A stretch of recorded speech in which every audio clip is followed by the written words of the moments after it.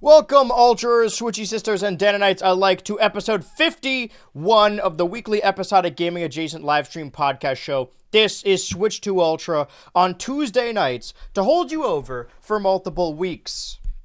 Normally, this one's going to be a lot more freeform because I gotta say, everything, I won't even say caught me off guard, but I did have my previous week of streams already planned out, already plotted out, and I believe it was on either Tuesday or Wednesday, maybe Wednesday, I believe. It was definitely after the pod that I already had a stream that day, and I'm like, all right, I finished the stream, time to wash my hands of everything, time to tear apart the set, time to just get back to work, sit down at my desk.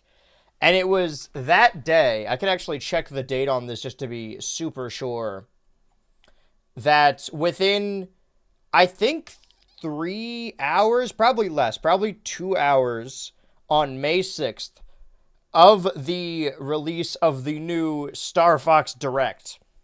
It was announced in a tweet via Shigeru Miyamoto, who started the tweet by saying, hello, this is Shigeru Miyamoto, saying, hey, there's a new Star Fox coming out and the Direct is coming soon. I didn't do a reaction for it because I knew we would talk about it on this, and that is honestly most of what we have to talk about today, but I am your co-parent BHultra. And I am your co-parent Switchy. And I'm your Funkle Dan. And before we jump into thoughts and feelings and opinions on this new Star Fox game, would behoove us more to talk about like what this situation, not what it represents, but sort of the precedent we're setting a little bit here. We do have a changed up, okay, I just hit 2, but yeah, we have a changed up schedule here that this is every Thursday leading us to basically the middle of August, almost autumn, so throughout most of the summer.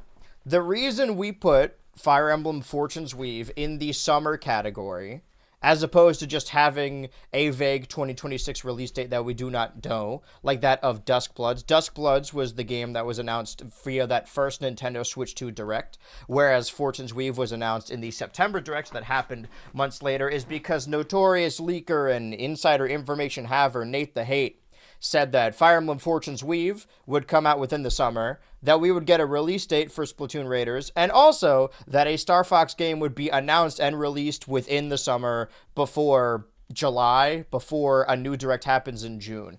And I gotta say, just mounting the evidence, I would probably accept that most of, if not all of what he said is true. I know I sort of just bring the stories to this show and we have a sort of a joint narrative, but we are all distinct people. Did you guys genuinely think this Star Fox announcement was going to happen? Or was there a part of you that's like, no at all? I've been played for a fool again. Like, it's I don't know, it's the idea of them saying, hey guys, in 10 minutes we're gonna have a new direct. Okay, yeah, that's what gets me too. They've never and then done also that before. In the direct they're like, oh, this game, it's coming out next month. Yeah, I don't know, that's out of the ordinary. You know what I mean? It's not a thing that I feel like they would have historically done. I mean, I don't know. I mean, I guess it's worth noting that this game is going to be like what, $40, $50. Like, yeah, it's less than a lot of a. So maybe that's why, like, they don't see it as, being as big as the other games that are coming out. I don't know, but it's just not characteristic, and because of that, like, I could not. I wasn't able to say in this show, like, yeah, I think they're gonna do that. Like, I definitely believe that something Star Fox related was gonna come up, but the like June shit, like, I don't know, I just couldn't like say, yeah, I think that'll happen. What do you think this means for the rest of the stuff? What has the likelihood of an Ocarina of Time remake changed from your perspective at all? Did Nate the Hate say that would happen? Made more yes. Reasonable. Oh, well, then we're fucked. We're gonna get an Ocarina of Time remake. I mean, I think if you predict that there's gonna be a Star Fox game, or if you say there's gonna be a Star Fox game that's announced in May and is released in June, I mean, and that happens, like, okay, fine. I'm definitely I'm gonna kind of just like go into the next few months under the assumption that Nate the Hate was right. Yeah, because they've had Nintendo Directs before where they're like, hey, this is F-Zero 99, it's out now. Hey, this is Metroid Prime Remake, or Remaster, rather. It's out now. But I don't know exactly. I don't know. I was about to say, like, I don't know when the last time, like, a shadow announcement like this happened. Technically, it happened with Splatoon Raiders, but we didn't even see anything about that game or its real. Because for Star Fox, it is just called Star Fox 2026. Sometimes you see an announcement and it's just called like the name of the series and you're like, okay, well, this is a working title. But it can't be a working title. The game, it's got to be on store shelves. It's called Star Fox. It's just called Star Fox. So like we have, within one fell swoop, we have gameplay, we have the release date, we have the price, and we have the name. So I think the last time maybe something happened in between was in the pandemic, where on their Twitter account, they're just like, oh, there's a new Paper Mario, it's called the Origami King. But even that was like a good year from when that game released, and that was extenuating circumstances. Sort of within the same vein, of course not on the same level. I kind of, in a lesser week, I wouldn't have even brought this up as a story because it's such a non-factor. But they also announced that the My Nintendo Store was changing name to just the Nintendo Store on May 27th. That's the real news right there. Yeah, this game, they gave us a several-week warning for this. And we do have about a month, a little bit over a month separated from the Star Fox game. And that leaves our schedule like this. Another interesting wrinkle is that you said, like, oh, maybe they announced it like this because it's not your traditional $70 Switch game.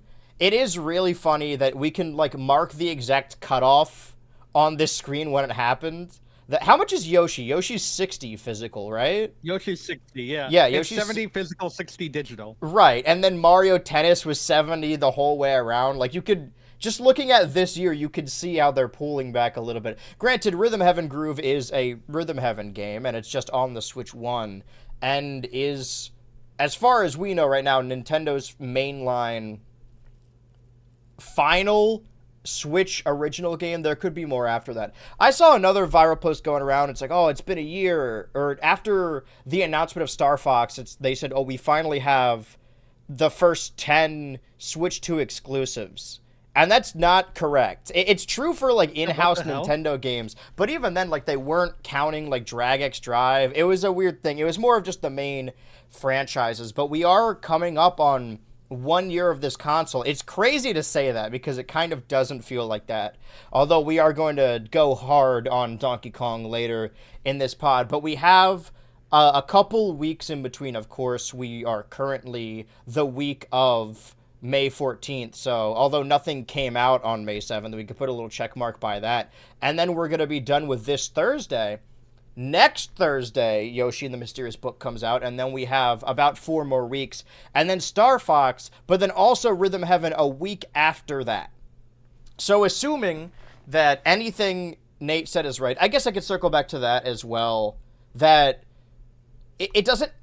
One part of a leak being true doesn't necessarily mean all of it is, but like half of the information has been correct so far. The only things we don't know, or haven't seen rather, are that Ocarina of Time remake. He also said something to do with Nintendo Switch Sports, and that's not necessarily something I'm looking forward to. Not that I have any problem with these Nintendo Switch Sports games. I hate Nintendo Switch Sports. It's just so like it's gonna be. It's like, you know, it's the last lifeboat off the Titanic, where you would think that the popularity of Miitopia gave them enough time to be like, oh no, people do like the Miis, but then of course we got Nintendo Switch Sports with their weird character creator. It's not even that the character creator is bad, it's just like their NPC characters look like...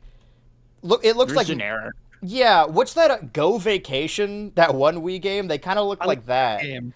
Yeah, and I would hope that a new Nintendo sports game uses the same design philosophy as Tomodachi Life, which is huge right now, but I fear that it will not be. I fear that if it is an update, another free update to Switch 2 Sports, or Nintendo Switch Sports Switch 2 Edition, including baseball or something, that they're all going to be those ugly NPC designs that I don't like. So it's that. It's an Ocarina of Time remake, and it is, I believe, a direct happening in June, which I would have assumed anyway. Please, God, let it happen. It makes sense with this schedule, because assuming that direct happens, I don't know, let's say the end of June. I would want it to be like the 1 year anniversary of the Switch 2. I think that would be nice to be like, oh, we went through the first year. This is what happened. Here's what we got coming up. But we do have a decent path through July. But after Splatoon Raiders, this is the farthest we're stretching, July 23rd. We don't have anything. We know of, at least in 2026, 2 Switch 2 games developed or produced, distributed by Nintendo, but beyond that, we have nothing. So assuming that we get a Duskbloods and Fire Emblem release date in maybe like August, September, maybe Fortune's Weave is going to take a little bit longer to cook. I know that was the last Fire Emblem 3 Houses, or there was one between those, right? There was a Fire Emblem Engage, I think it's called. It's so funny. I'm such a fake fan. One. I just never played Engage. You're I a just fake wasn't Fire into Emblem it. fan. You cut all those Fire Emblem characters from the Smash roster. That's true. That's true. And they'll never forgive us for it. Well, I know that 3 Houses got delayed, I'm pretty sure. I wouldn't put it past Fortune's Weave. But we just haven't heard anything. We haven't heard anything about either of these games. And we know that Winds and Waves comes out in 2027. So I think a Summer Direct, probably in June, will give us the lineup for the rest of the year, assuming that there even still is a Direct, or they just shifted gears and said, like, okay, well, we don't need to do that anymore. I think we established last year that they lent really hard into the Nintendo Today app, which seems to be where they're making all of their announcements. And now that they could have, because we said that not so much that there was a game drought last year, but there was just those 2 Directs in late March, early April, and then I think we didn't have one until September, I believe. But we did have quote-unquote Nintendo Directs where there was a Kirby Air Riders Direct and a Mario Kart Direct and a Bonanza Direct, where it seems more and more likely that there would just be Directs for individual games. Even the Yoshi trailer where we saw more gameplay and the release date, that wasn't even like announced ahead of time. They just posted a YouTube video and they're like, hey, Yoshi's coming out. And I will say, like, we were all in the chat when the notifications were firing off, and before having seen the game, all we knew about this announcement is that 1, Miyamoto was going to be there, and 2, it was going to be like a 15-minute direct. The last couple quote-unquote directs we've gotten that have been like 15 minutes and had Miyamoto have all been Mario Galaxy movie directs, and they were basically just Miyamoto standing there being like, hey, Jack Black's in this movie, and then they play a trailer from the movie. So I thought for a second, I was like, this could be something outside of the realm of video games. But we could jump into that trailer right away with this, this 16 minutes that we're going to analyze here. And there he is. There's Miyamoto in his famous Star Fox shirt. This is how gamers dress on YouTube. See, because everyone talks about the t-shirt and the cargo pants, but nobody ever talks about the, I guess the cartoon reviewer look as well, where you wear a blazer over top your graphic tee.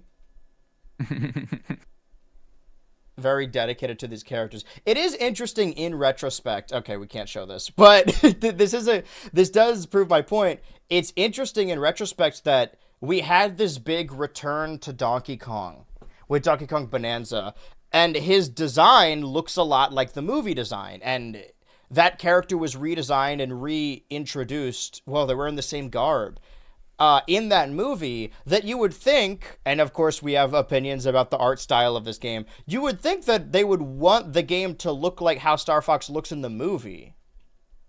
Yeah.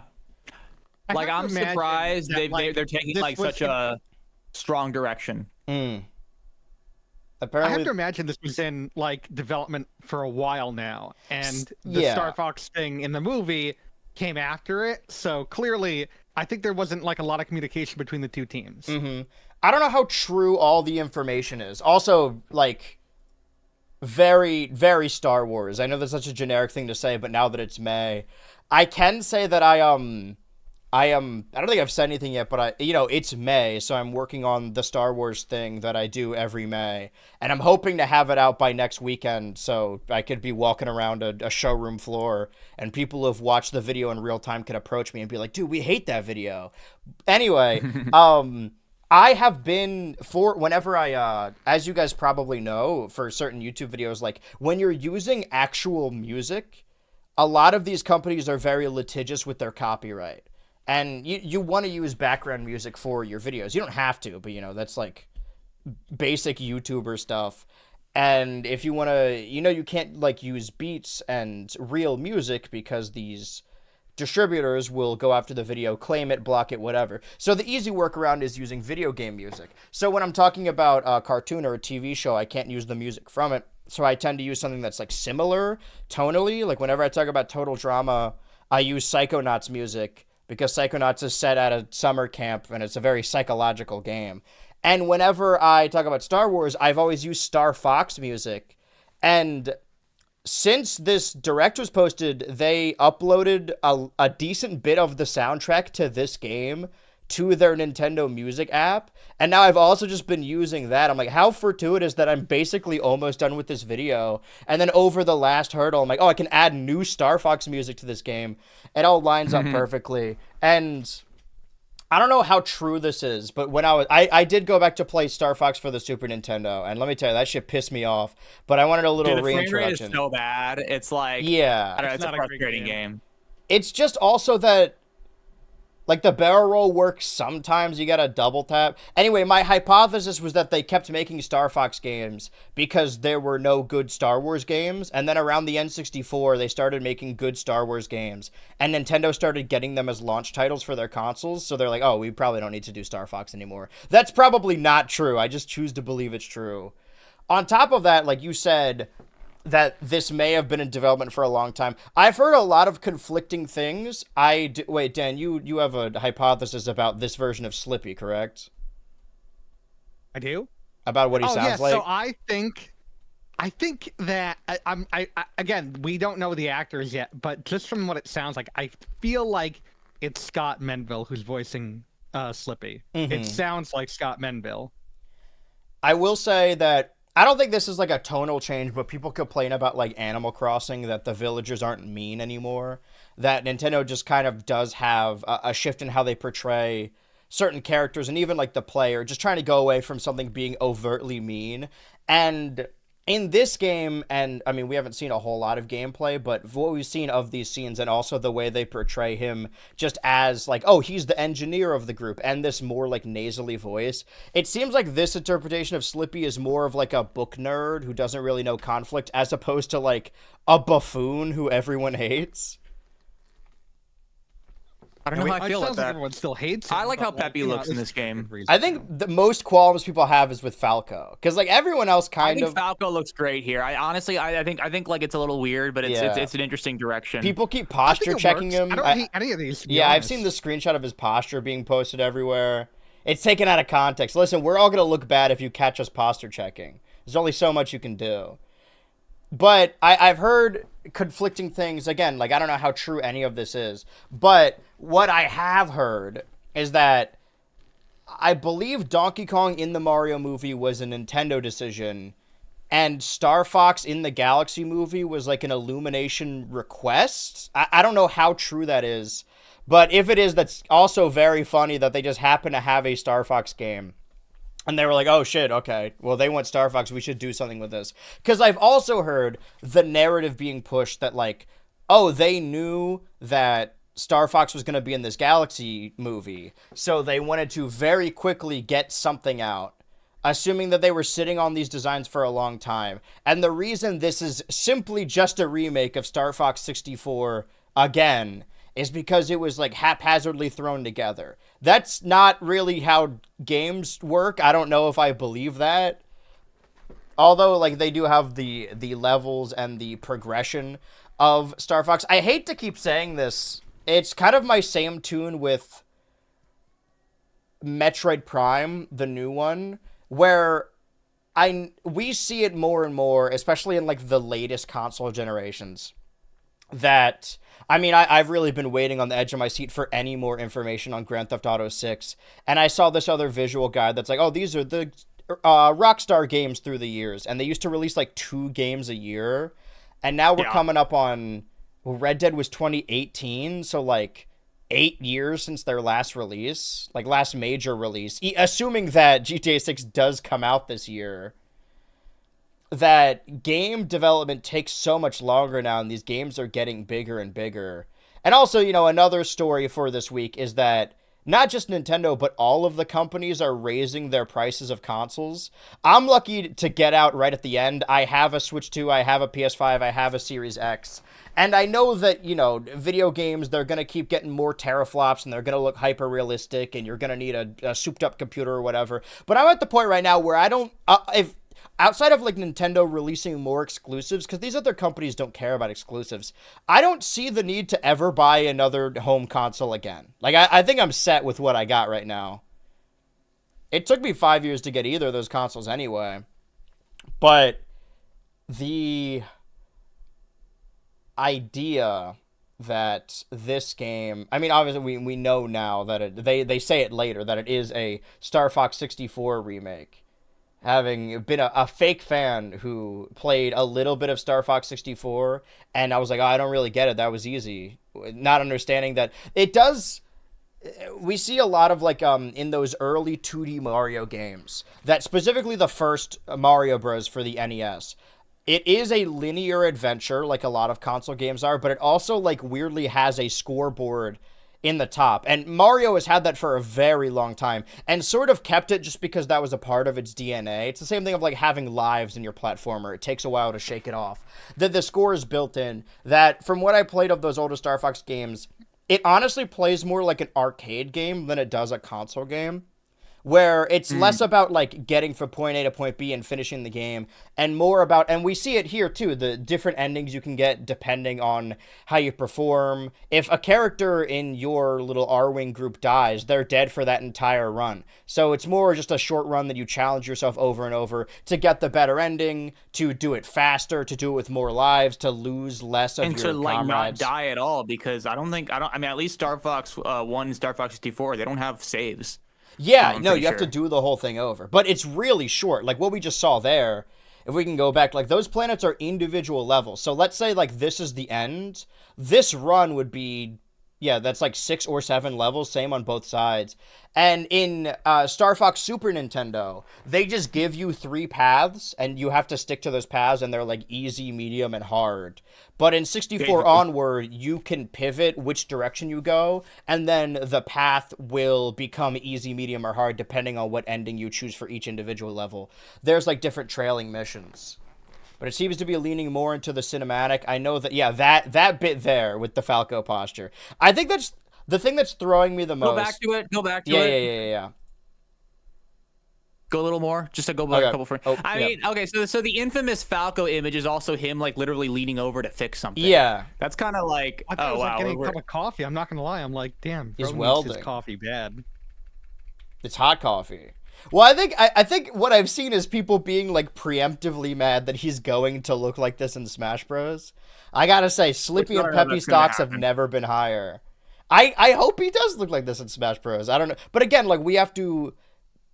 I would not assume that this is something they threw together because they needed a Star Fox. Obviously, the Galaxy movie has probably been in development for a while, but that means that the game has probably been in development for a while. But I think the thing is that through me, we've been having a bit on this when we talked about Mario Galaxy and the added lore, that they just keep dancing on MatPat's grave over and over again.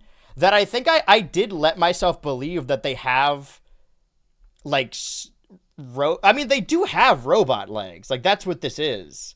I think it's the, not the knees, I forget what it's called, but like the backwards Falco legs, as opposed to them having the space boots.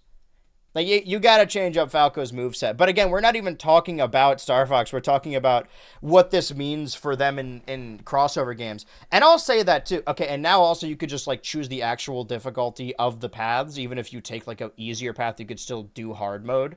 That... I titled my stream when I went to go play Star Fox Super Nintendo as like, oh, Star Fox fan plays his first Star Fox game. And there is truth to that, like, you know, I grew up with Smash Bros. Well, and I love that as a series. No, what were you going to say?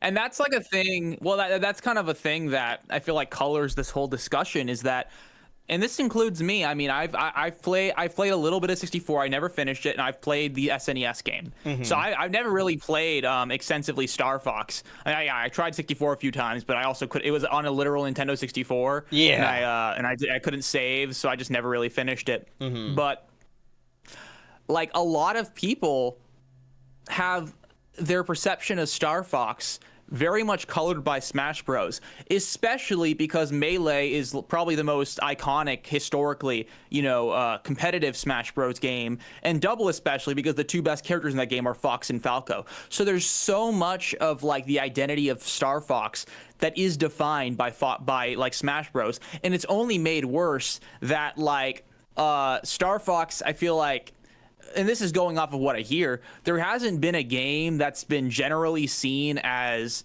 I think, universally seen as good in Star Fox for the Star Fox franchise in like 25 years. Like, yeah, Star Fox 64 was like the last one. I mean, I know some people say like they like Assault and Adventures. That's a game. Well, those games I feel like people go back and forth on. I think their reputations have changed a lot. And then there's Command, which I think people generally don't like. And then there's Zero, which is the last Star Fox game. And frankly, Star Fox Zero. Oh yeah, and the FNAF Star Fox, yeah. That one, I did like that one. But so I like much. That one too. Star Fox. I mean, frankly, Star Fox hasn't done itself many favors when it comes to like maintaining its own brand separate from Smash Bros. Yeah. So I think like everyone. Like frankly, by a lot of measures, I shouldn't have an opinion on like what the Star Fox characters look like now. At least not a very strong opinion. Mm-hmm. But on some level, like I will admit, I've kind of like grown attached to the sort of interpretation of the Star Fox characters that has been kind of buttressed by the Smash Bros. Games. Yeah, like, I mean, it doesn't help that we get a Star Fox game per console generation, and we didn't even get one for the Switch unless you count that. Was it Ubisoft that did Starlink? Either.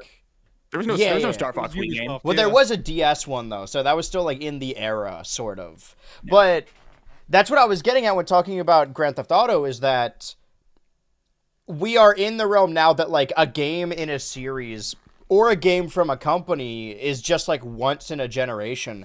That I am a little disappointed that it is just a remake of Star Fox 64, but it's the same feeling I have with Metroid Prime 4, where I hope this is, like, a Crash Insane trilogy or like Battle for Bikini Bottom situation where the company like creates this new engine and just remakes a game that people like, but then uses that same engine to make a new game. And that's what they did with Crash Bandicoot. That's what they did with SpongeBob. It's weird they didn't do it with Spyro, but I guess the company just kind of folded by that point. That it seems counterintuitive to say like, oh, I'm excited for the game that comes after this, but I really hope like this isn't the Star Fox of the Switch 2, or this isn't the Metroid Prime of the Switch 2. I hope now that they're over that hump of like not having a new game throughout the entire Switch generation, that now we get like a trilogy on the Switch 2. You know, I hope we keep getting Metroid Prime games. I hope we keep getting Star Fox games.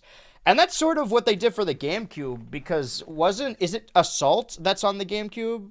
That's Assault and Adventure. Yeah, but Assault is like Adventure, built yeah. within the engine of Adventure, and very clearly Adventure was not meant to be a Star Fox game, and it is derided for being such. But a couple of years after, they're like, oh, we have the Star Fox engine, let's make a more traditional Star Fox game. And that was the last original Star Fox game we got.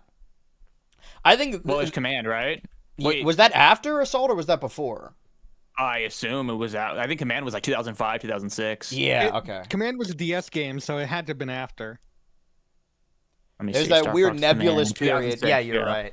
That but this is the biggest intrigue. I guess there are like three things. First of all, look at Wolf. We don't really see any Wolf.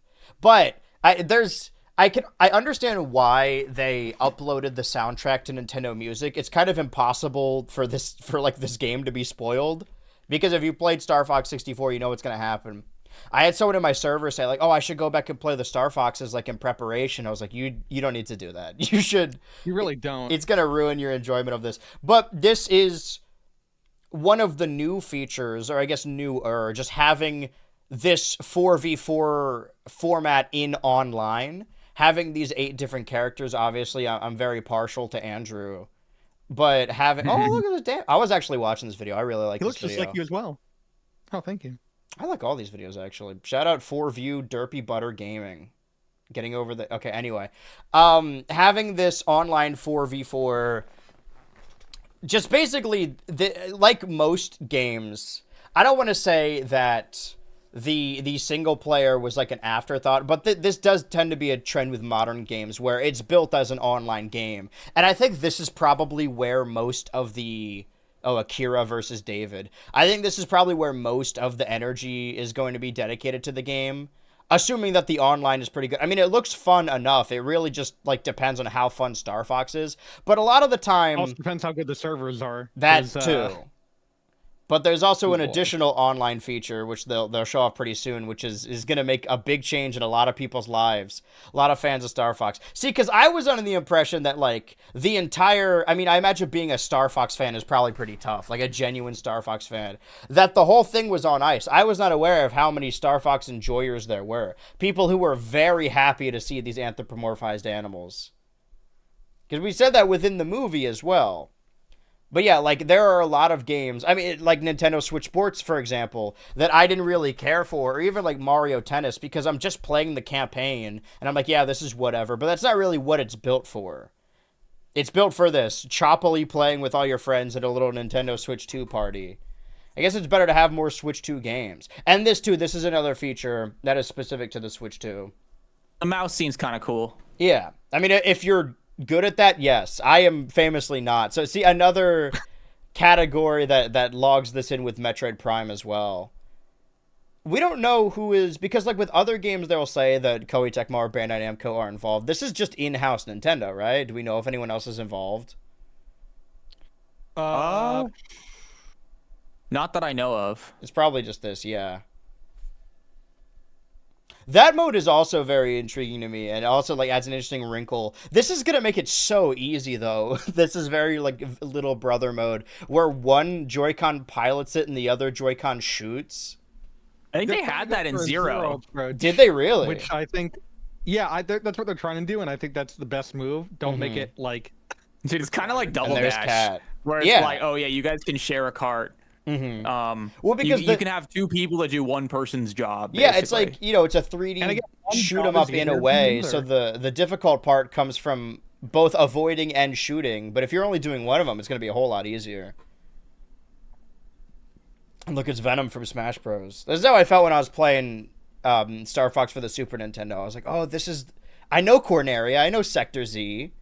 But that's my thing, is that, like, yes, I am a fan of these characters through, like, Smash Bros, but that... But because of that, like, in a way, growing up with Brawl, like, they kind of make Fox and Falco look really fucking cool. And just in the wider Smash Bros. Fan base, specifically, like, with people who play Melee, Fox and Falco are huge. Yeah, the different character avatars you can get. Seemingly only these 8, although we do see Cat earlier. That's probably just an NPC. Yeah, how do you guys feel about this? The little VTuber models to make yourself Star Fox. That's kind of cute. I kind of like that. I like that a lot. I like But I will say, I mean, these characters do not look that expressive. You know, that's one thing that's kind of a shame. Mm-hmm. Not when they're talking. But you have to really play up your expressions. Getting a camera. Like, I get it now. Yeah. I get why you'd want to get a camera. I like how this one thing makes me want to get a camera over the tons of things that Mario Party introduced with This is Switch to Ultra goes to show down how here. much I hate I that love version of this Mario bit Party. where it's just Star Fox just commentating over someone playing Mario Galaxy. I want to see streams like this. Yeah, and even if you want to play the Star Fox 64 remake with a 64 controller. Well, how do you guys feel about this being a 64 remake? I'm a little, it's so weird because, you know, on some level, this game is so, at least aesthetically, it's really ballsy. Mm-hmm. You know, I mean, you know, it's actually something that's kind of interesting about Nintendo of the last, you know, let's say couple years with Donkey Kong. I guess maybe it's just Donkey Kong, but you know, they've been willing to sort of reimagine, you know, the visuals of certain games, you know, and well, like, I mean, Zelda kind of. Yeah, Zelda, although Zelda's a little bit older. Zelda happened a while back, but like, you know, if you had told me that there was going to be a Star Fox remake the day before this was announced, or maybe 5 minutes before it was announced, 10 minutes before the Direct came out, I would have imagined it to be very like visually safe, like something built off of like Adventures or very much Smash Bros. Thought it would look like the movie. A little bit. Because for the last 25 years, that's what Fox and Falco have looked like. Mm-hmm. So, I don't know. I mean, on some level, I think that's really cool, but at the same time, it's like, bro, like, I don't know. It just seems that Star Fox is, excuse this term, but it really describes it. It's such an inbred franchise in the sense that they've been like hearkening back to 64 for so long. Yeah. You know what I mean? And it's kind of a shame, but at the same time, they seem to be pretty willing to really mix up the visuals, and I think they knew that it was going to get mixed reactions straight up. I mean, I think they understood that it was going to be a little bit, you know, testy with people, and I guess I do kind of respect the fact that they're willing to sort of bring back the weird looking puppet vibe that like the old Star Fox what Star Fox initially had. Well, that's why I said prior to the movie is that if they did a Star Fox movie or show, I'd want it to look like that. Yeah, I would have preferred if Fox was like a little bit cuter, and I'm not really sold on the leg thing, but other than that, you know, I guess on some level I am pretty impressed by this, and it's something kind of cool, something kind of out of left field. So I don't know. I think that the thing that gets me about these designs specifically is the small eyes, and I think it kind of throws a lot of the designs where they all kind of look like stuffed animals. Also, fucked up that James named his son Fox. He probably didn't need to do that. I don't know, like Guy Picciotto's named Guy. That's true. What they do show here that we were just seeing is they're like, oh, this is the Star Fox series. By the way, no CRT filter when they're playing Star Fox for the Super Nintendo, so it looks gross. They're like, oh, you could play Star Fox Super Nintendo on the Nintendo Switch 2. And you could play Star Fox 64 on the Nintendo Switch 2. And Star Fox Adventures also. And you can play Smash Bros. Ultimate on the Nintendo Switch too. So, like, what's going on here? Is this coming to GameCube Online? Why are we seeing this? Why is this important to their... Also, only 4 games have released in the Star Fox series. Because 64... I can't believe they actually acknowledged it. Mm-hmm. Well, I've seen a lot of people say that 64 is like a reimagining of Super Nintendo. But, you know, for the most part, like, the only original games are... It was 64, Adventure, and then I guess also Assault. I imagine Command is its own game, but since then we've been getting remakes of... I think that a remake of Star Fox 64 would probably be a little better received if Zero wasn't wasn't a remake of Star Fox 64. Like, there was a little bit of a gap. The 3DS has been long enough. Like, it's been 15 years since that game came out. But speaking of, if we are assuming that we're also getting an Ocarina of Time remake this year, alongside the Star Fox 64 remake, this is basically like the launch of the 3DS all over again. Yeah, actually, that's a good point, and that's something I'm also kind of pissed off about because I don't know, I forgot to mention, we had a Star Fox 64 remake 12 years or 13 no, actually no, I think it was 2011 or 12. So, but it's like dude, we're doing it over and over again, and I don't know, it's just like, dude, I wouldn't be surprised. Like, Star Fox 64 is probably perfectly playable in its own, like on the N64, straight up. Like, it's I don't know, that's one thing I kind of don't like about remakes, is that I feel like they probably extended it an extra hour just with like cutscenes alone and cinematics, because it's not maybe that long that's part of of the fun, but I don't know, I guess part of me doesn't really like. Dies, like mid-route, you have to have multiple different cutscenes, right? Yeah, but I hope this isn't like. It happened with Smash Ultimate, where they showed us the opening cutscene, and then we're like, "Whoa, what other cutscenes are there going to be?" And it was just the endings. It's going to be kind of this situation. I think beginning and ending. I think there are not actually going to be that many cutscenes. Right. Well, when are we going to see Falco get his cup of coffee? Well, this is the entire opening we see, which it's Peppy, James, and Pigma. He betrays them, and then Peppy, profilingly, he calls him a two-timing swine. I know he was sitting on that line for a while. Peppy, I know he just betrayed. Yeah, he was just waiting. Yeah, he was just waiting for him to turn on them one time. Nintendo had a really funny tweet. Pigma. Just the reference to was it the Chicken Little movie? Yeah, that frame specifically right there. Oh, yes, that. Yeah. For some reason, this makes me want to see Animal Farm 2026. I'm interested to see what Andros looks like as well. Because... Well, what Andrew looks like. That's true. Editor, show up the picture of Andrew. Thank you. All right, yeah, we got that. I'm going to get so much mileage out of this VTuber character. Oh, this is going to be great. You should. I was like, you got to use it. Mm-hmm. I wish we could do, like, a campaign in this game. I understand, like, it's 4v4 multiplayer, but I wish there were other multiplayer features. Yeah, that'd be kind of fun. Mm-hmm. Just a cinematic moment. That's basically just showing us the cinematic for it. They showed us what Andros looks like in this game. Did they? When did they do that? They kind of did in the prologue, but it's like... Oh, is that what we're seeing here? Yeah, but, like, you can't really see it. Right. Because, like, Androx 64 is the monkey head and then becomes, like, a brain. Sorry, spoilers. Also, a lot of the time, like, we see it in Breath of the Wild and even Tears of the Kingdom, that the tablet you use is modeled after the Wii U and the Switch. This Joy-Con here, this looks like the Valve Index controller. Got nothing on the Joy-Con at all. A betrayal of trust. So yeah, if you want to know more about... this is Star Fox 64, now we have additional stories. Obviously, like, if a game is fun, it doesn't really matter if it is a remake, if it is a reinterpretation of that story. It's just that we've seen that a lot. But it's exciting to just have a new Star Fox. Again, it's the same take I had before. I hope it sets a precedent that now that they have this engine, they make more. And it just, again, from a representation standpoint, you're not going to like every video game. You're not going to... I do my best to, like, keep up with them and, like, get out of my comfort zone. And obviously we play these games for the show. But realistically, like, would we have been really excited about, like, the new Star Fox game had we not been doing this, or were Star Fox fans? See, when Falco's sitting, he looks relatively normal. He's got, like, the smoky eyeshadow. But for the most part, additional question, though, if we get an Ocarina of Time remake, do you think the R-Wing from this game is going to show up in it? They're going to canonize that debug menu? Do you think it'll be like you have to, like, dig into the files to find it? Are they gonna have, like, the little portraits of, like, Mario in the Ocarina of Time remake? That's a good point. I hadn't thought about that. Dude, honestly, I just don't want there to be an Ocarina of Time remake. Well, I don't either. Yeah. Especially if, from what we're hearing, it's like the Breath of the Wildification of Ocarina. It's like... Well, yeah, do you think that Ocarina of Time remake is going to have this art style where it's, like, hyper-realistic?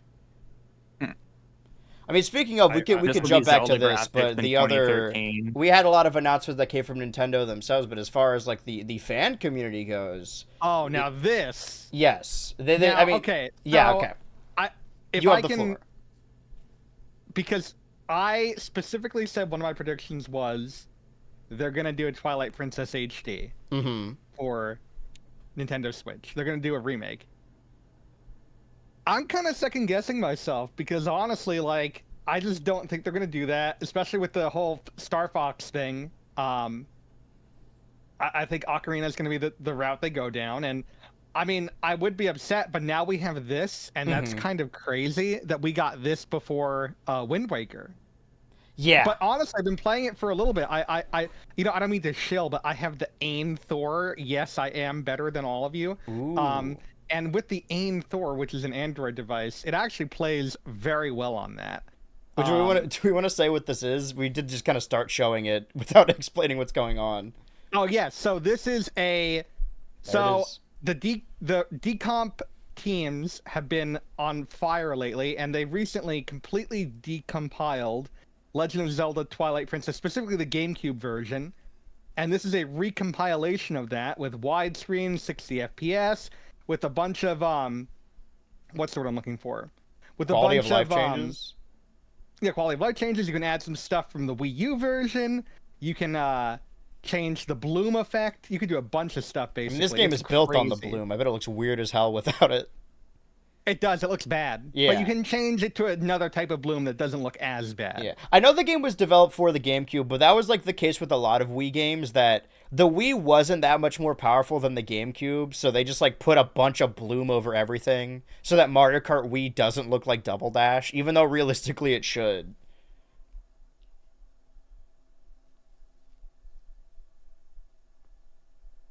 This looks fantastic. There is a specific glitch on the Android version. Okay. In the beginning where Ilya's hair just does not load, but after that it runs flawlessly and it's beautiful. Which is funny because there's also another decomp version coming out soon. I think it's a very funny that For this decomp game? versions releasing.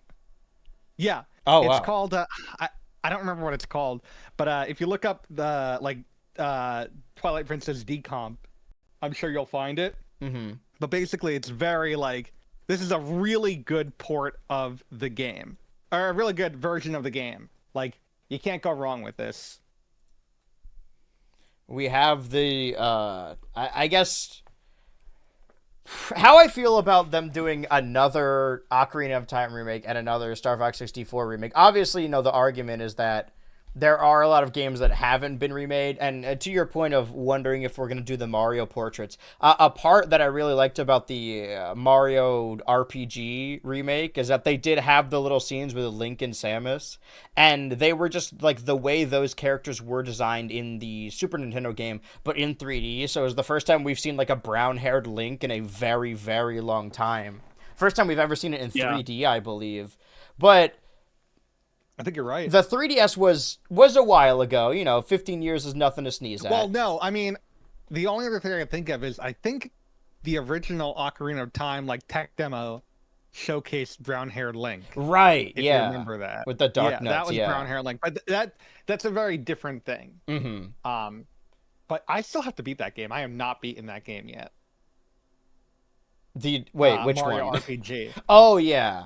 Well, I spent so much time doing all the bonus extra stuff that's just monotonous that was in the original that I just didn't even know that they added a different post game as well. So I just spent hours trying to jump on the same Koopa's head without knowing that there was other story shit I should have been doing. That's what I was trying to do too. I was like, damn, I really want to play this game, but I also really want to do this 100 times. It's fucking tough is what it is. But I'll say this. Huh? I mean, it is easier on the Switch. Oh, it is? Okay. Well, just off of the more nature of difficult. being an HD game, so there's in comparison to playing a Super Nintendo on anything that's not a CRT, modern TVs with modern games there's significantly less delay than there would be if you were playing the Super Nintendo game on the same thing, which a lot of people do on the Switch's built-in emulator. But I'll say this, right? I have my biases, like I said, if I wasn't as tuned to this, maybe I wouldn't be playing a Star Fox game, but I like being a fan of these characters. I have very basic tastes. I'm a very basic bitch. You know, if I was sitting in my room by myself and I wasn't streaming, it would just be Mario and Pokemon all the time forever. That we got Ocarina of Time remakes and a Star Fox 64 remake on the 3DS. We technically got a Star Fox 64 remake on the Wii U. The only time we have gotten a Super Mario 64 remake is on the DS, where you can use a circle pad, but the game is built with the D-pad and touchscreen in mind. So we haven't had, like, not that we need a remake of Super Mario 64, but, you know, while we're remaking 64 games, I understand why we keep going back to Ocarina. We're remaking 64 games? There's 64 games being remade? What 64 games are we remaking? Well, there's probably only 64 games on the fucking Nintendo 64. 700,000 games? If I understand what the internet says, it's just Rareware and Nintendo and no one else, I think. That's not true. There's also Hudson Soft. Yeah, Mortal Kombat Trilogy, Sub-Zero, whatever. I'm gonna get into this real quick. It's not relevant to what we're talking about games, but I want to say where's my little entertainment corner over here, my entertainment mark. That I saw a movie 2 weekends ago about a very beloved historical figure, and I didn't get nearly as much pushback. I had a nuanced opinion of Mario Galaxy and didn't get much pushback. A game or a movie like The Drama is very controversial. I have, and this isn't me complaining, I just think it's very interesting, the most amount of pushback or discourse I have ever gotten when I posted one of my reviews to a YouTube community post. The most pushback I got was when I said Mortal Kombat 2 wasn't that good. Not even that I hated it or was bad. Like, there are other more controversial movies. I did not know there were large subsect of people that, one, thought this movie was going to be good going into it, and two, thought it was good after seeing it. It was very strange to me. The whole thing is just... I think I mentioned this. I don't know if I talked about watching the previous Mortal Kombat movie, because it came out like 5 years ago and some change. That they have...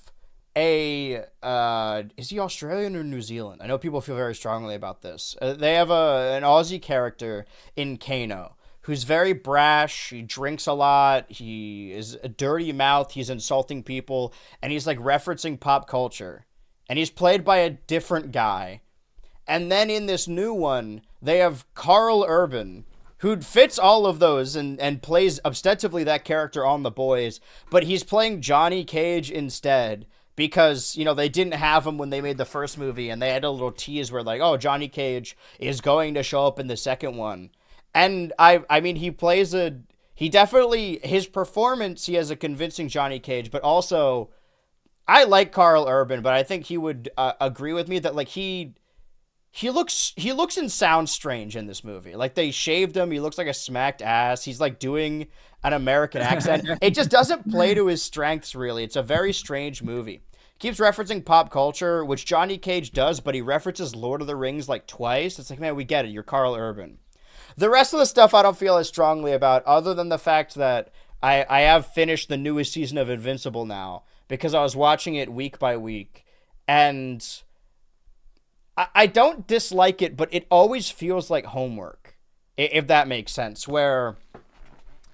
I think I've talked about it on the show before, that just I loved and still love, like, that first season of Invincible is magic. Like, it's almost perfect. It's lightning in a bottle, to the point where, like, not saying that it should have ended, you know, because people feel very strongly about whether or not the show should have just, like, stopped going because they feel a certain way about the animation budget or the way it's being pushed out. But you could just stop watching after season one. It's a really solid concept. There's something they try and do with a character from season one in this season that I just didn't like it that much. Every time I go back to Invincible, it always feels like homework a little bit.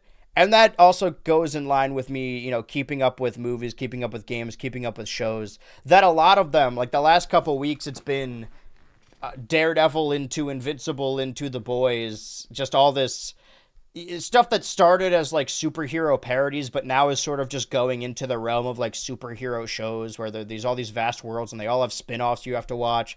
It just feels very monotonous. And I think my overall stance, and I've said this before, is that there are a lot of shows nowadays that have hour-long episodes, and very few of them require hour-long episodes. It's the same thing with the live-action One Piece. Like, I know they have a lot of ground to cover, and it's not even an attention span thing, because I go back to watch these other HBO shows, and I know that that's different because that's prestige television. But we've been like watching Succession. TV, it's HBO. Yeah, Succession and Barry and stuff like that. And I've never once been bored during one of those episodes. But like then it's Amazon stuff. Like I'm watching Fallout, and then I'm watching Invincible, and then I'm watching The Boys. And they got Spider Noir coming out, and I know that shit's gonna have like The Boys is getting really tough to watch through. I was thinking about this the other day, and to be fair, I haven't seen the new Boys season. Sorry, I'm like energized by saying this. If you want me to wait, I can. Oh no, absolutely no. You go ahead. No, because but like I don't know the fact. Okay, so the Boys started in 2019. Yes. And I think this is a thing that just happens with like so many TV shows. I think maybe it's always happened, or maybe it's just new. Maybe it's a more recent thing because shows take longer to be made now. But to be fair, this new season of The Boys, I think, took 2 years. It's not that bad. But like it feels like by the time a show like The Boys comes to an end, like it's already kind of passé. It's like when The Boys came out, you're like, holy shit, there's gore and there's like penises and like the main like villain is like this like psychopath. Like that was kind of cool and sort of interesting, I think, to a lot of audiences in 2019. But by like 2026, I guess you see, their ad campaign, the kind of approach they have. It's like, okay, well, it's The Boys, It's not as like cutting and edgy and interesting because as much as I mean there's a lot of things about The Boys that sort of make me roll my eyes, but I don't know, like the idea of an episode taking place at like a giant like superhero orgy. It's like, I don't know, I feel like everyone's had like 3 or 4 years to kind of get used to that, and now to be fair, with that specifically, that's an actual thing. Like that is an actual thing that happens in the comics. Yeah. Like that was. Yeah, I know. But like, I'm talking about like just I how think the show being with that kind of stuff is that, and it's the same thing with not to invoke the wrath, but it's the same thing with Hazbin Hotel, where they try and like have their cake and eat it too. Where I'm not gonna like turn up my nose at if I'm watching an episode of Family Guy and they make like, a joke about assault or whatever, I'm not going to be like, they got to take this thing off the air. Similarly, like I don't think we shouldn't talk about it, but I think both of those shows try and explore those things in a very like realistic and nuanced way, but then also like play it for laughs. Like I don't think that your show should have like one of the, I'm trying to word this very carefully, but basically just, if you don't do rape jokes in your show if it's also like an important moment and like terrifying thing for the character. And I think both of those shows sort of like dip their toes in it. And you could do one or you could do the other, but I really don't think you can do both. It's hard to do both at once. Yeah. I remember there's this episode in season 4 where basically Huey I know. accidentally gets into this situation. And it is interesting how it's just played for laughs. Exactly. For better or for worse. But like there are other times in the show where, the like sexual assault is taken a lot more seriously. And I can understand why people take an issue with that. Like straight up. Like it's like a very fair criticism to me. But I don't know. I think it's just I guess I see this with Stranger Things too. Like, I mean, because I think when Stranger Things first came out, it really was in the good graces. At least from my perspective, it seemed like everyone was like really excited about Stranger Things. And I guess at the end of the day, people still tuned in for the finale. People still watched the last season, but I don't know. It seemed like the discourse surrounding it was a lot more. The word I want to say is venomous, but that kind of implies that it's like in bad faith. Maybe you can argue it is. It just seems that it's not new and shiny anymore. So it's just, I don't know, people are a lot more cynical about it than they were when they start. And I think that's just a thing that always happens, especially for I think for any show. And the Invincible, I mean, I think it's also just easier. There's something. It's very different. There's two. Okay, I guess that's the way of putting it is the first season of a show is very different in how it has to be written and approached than a season that comes after another season in pretty much every single situation. Like Invincible season 1 is very much a contained story. I mean, it leaves out it has loose ends that theoretically could be explored upon. Well, that was my issue with the second season of Fallout, too. Like, I get what they're going for. They're doing, like, the Empire Strikes Back thing, where the whole season, the 3 main characters are separated, and they all go through trials and tribulations. And then at the end of the season, they come back together, and then season 3 is going to be, like, all of them together. But, like, I like seeing all of them together. So it's just a season of wasting time until we get the, like... We started using the term slop as a joke because like kind of it is a fun shorthand, but there are a lot of tweets that have sort of been ushered into general consciousness when it comes to talking about a lot of these things. And there's that, I forgot what show it was. We were watching something and we just kept thinking about the Surf Dracula tweet, where the story is like, oh, back in the day, if you used to have a show called Surf Dracula, that Dracula was surfing every episode. Nowadays, you have an 8 episode season building up to like when he finally gets his surfboard. And also, on top of these superhero shows, I've been watching Daredevil Born Again season 2, and it's much better than season 1. But not really spoilers, but like we're close to the end of season 2, and they have this big moment where Matthew Murdock finally walks back into the courtroom, because the whole season I was just saying like, yeah, this is cool, but like what I liked about Daredevil was all the courtroom stuff. And then like the penultimate episode, I couldn't help but think about Surf Dracula. It's like, we're building up this whole season for him to become a lawyer again. What are we doing?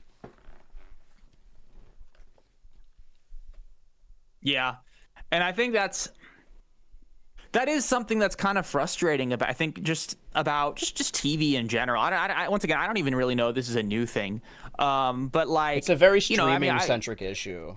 Yeah. Going back to Invincible, I mean, I actually don't. Well, yeah. So Invincible season 1 was about Mark and Omni-Man. Like that's what it was about.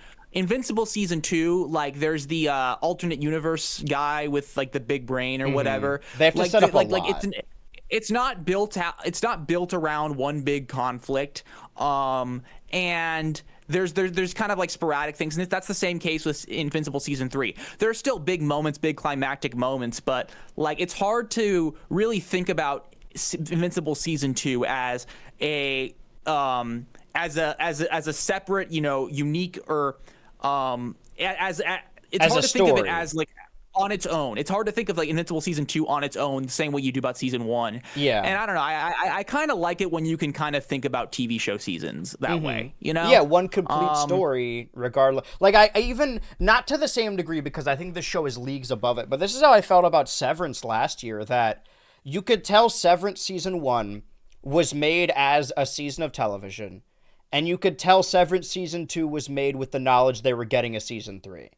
Like, you could see that it's bridging the... And I think they try to do that with Fiona and Cake as well, but I think that show might just be over. And to your point about the idea of Invincible and The Boys being a fresh new idea when they happen in, like, the early 20s, they also announced a new season of My Adventures with Superman, which I was shocked by, because I assumed that, like, all of the animated features were just going to be official DCU stuff now. I really thought that show was just fully over. But I really like that show. It's ironically an animated superhero show starring Jack Quaid.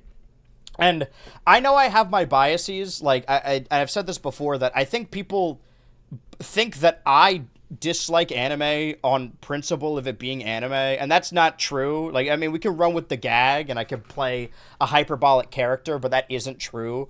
The fact of the matter is that I just don't mesh with a lot of action shows, and it just so happens that a lot of the anime that people recommend happen to be shonen. And the same applies to Invincible. I never got into, like, Generator Rex or any other shows like that.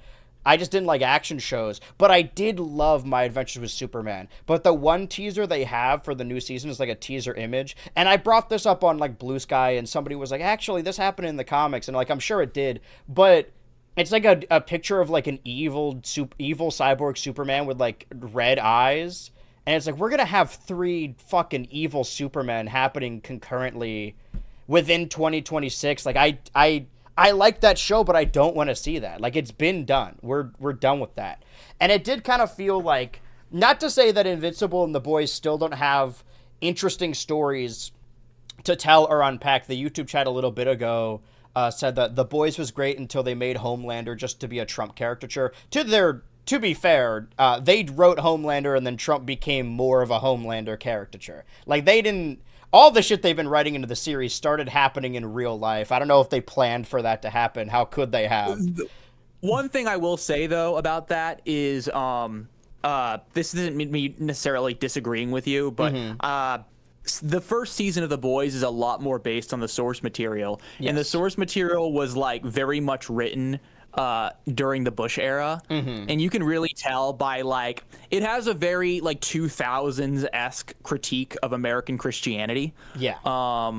And that's not really very as prevalent in the other seasons. That's not me necessarily disagreeing with you, but I think they definitely kind of lean more into the Trump thing after season 2 or after season 1, I would say. But yeah, like, I guess, yeah, I don't know. I you know, it kind of reminds me, like, especially with politics, I think it's really hard to make this, to kind of talk about things the same way for a long time. You know, like, yeah, I will say it is different if the entertainment itself is like, because, you know, we had that, like, era in the 2000s, stuff like South Park that was very counterculture to, like, say all of these edgy things because it was very heavily censored and it just wasn't the way people were talking. And doing that in, like, the 2010s, you know, when YouTubers are saying slurs for fun, like, it's not super alternative. It's pretty passe. I will say that, like, I didn't really care for the latest seasons of South Park, but in a world where, like, the administration is directly combating these companies and trying to get their licenses taken away, oh my god, I sound like taken away, because of what they're saying. I'm not saying it's, like, a brave thing to do, but it does have a little bit more merit, as opposed to just, like, if it was, like, the George Bush era where you're like, oh, this George Bush guy's really stupid. It's not like he's like, we got a George Bush going live on air. Like, we have to take away Adult Swim's license. They can't air American Dad anymore. It's simply too far. Whereas, like, that's literally what Trump is doing with people like fucking Jimmy Kimmel, who's basically as palatable as it gets. Yeah. But I have 3 things on this screen, and I had an idea for talking about some modern cartoons because I do worry sometimes that I'm sort of, like, putting myself in a nostalgia territory, and I don't want to be one of those people on, not that there's anything wrong with that, I don't like being put in a box. Being a YouTuber, you know, being a nostalgic critic that only talks about stuff from my childhood and doesn't move forward, and that's why we like to have this segment on the show as well. But I've noticed that of all the cartoons I like and am excited for over the last couple of years, basically all the ones I like have gotten canceled or, you know, quote unquote, haven't gotten renewed. They're not coming back. And I'm trying to force myself to become a fan of Invincible and Has Been Hotel, but I just don't like them. But I want to, because being, like, an animation fan, those shows are, I won't say the most consistent, but you know they have 5 seasons planned. So you know more or less they're going to get, like, a season a year or every other year. I think even, like, Disney announced recently that X-Men 97 and Your Friendly Neighborhood Spider-Man, Woke Spider-Man, are going to be coming with new seasons every year. And I don't really love those shows, but I'll keep up with them just because it's nice to have a show that you know is like, oh, this is going to be 6 seasons and they're going to come out every year. Sometimes it's nice to have that. They say, like, we have a new season of Rick and Morty coming out this month, and I'll fucking watch it because, you know, it's Rick and Morty. I didn't love the last season, but all the shows I actually cared about or have something to say, it's kind of too late. Like, they've just been fully shelved. And it was, I don't know if it was even marketed by them. I think just people who worked on the show said, like, hey, there's a new season of Chibiverse coming out a couple days ago, I think. And if you don't know, Disney Chibiverse is just, it started as little shorts in between commercials where they didn't talk, and has since morphed into, like, its own version of Jellystone, where they just have a bunch of Disney characters interacting like voiced by the actual voice actors and having them all live in one big town. And I watched the latest episode, and it just had a bunch of, like, it had characters from Primos, it had characters from Stugo, and it still has Kif on that show. And it's just kind of not bad or good. It's just really strange that, like we said about Star Fox, and I guess it extends to, like, F-Zero as well, that the series have been abandoned, so they basically just become Smash Bros. Characters. That I see a world where, like, I think Kif specifically, Kif has been on Chibiverse for more seasons than Kif was around, and Kif is, like, over. And I think that, like... Oh, Kif's still going. Is Kif still going? Yeah, Kif's got a season 3 coming. All right, well, they still got Kif, but, like, now if I want to see these Primos or Stugo characters, now they've just been grandfathered into the Chibiverse, so I guess I'm happy to see them there, but it's a strange fate that these shows keep getting canceled after one season, and then their souls get trapped inside the Chibiverse forever. And there's other stuff that will be coming out. Obviously, we'll get into it later. There's going to be a gap week next week, but after that, the more regular show has come out already. I haven't watched them yet. Have either of you watched any of the new regular shows? Dude, I've liked it so far. I've Really? liked it I a good amount. have, yes. I don't have any strong I feelings have one way seen or another. The first 5 episodes. Okay. I've seen all but the last one, the fifth one. Did they dropped 10 at once? Is that right? No, 5. No, 5 at well, once? Okay. 5. 5-ish, 6-ish.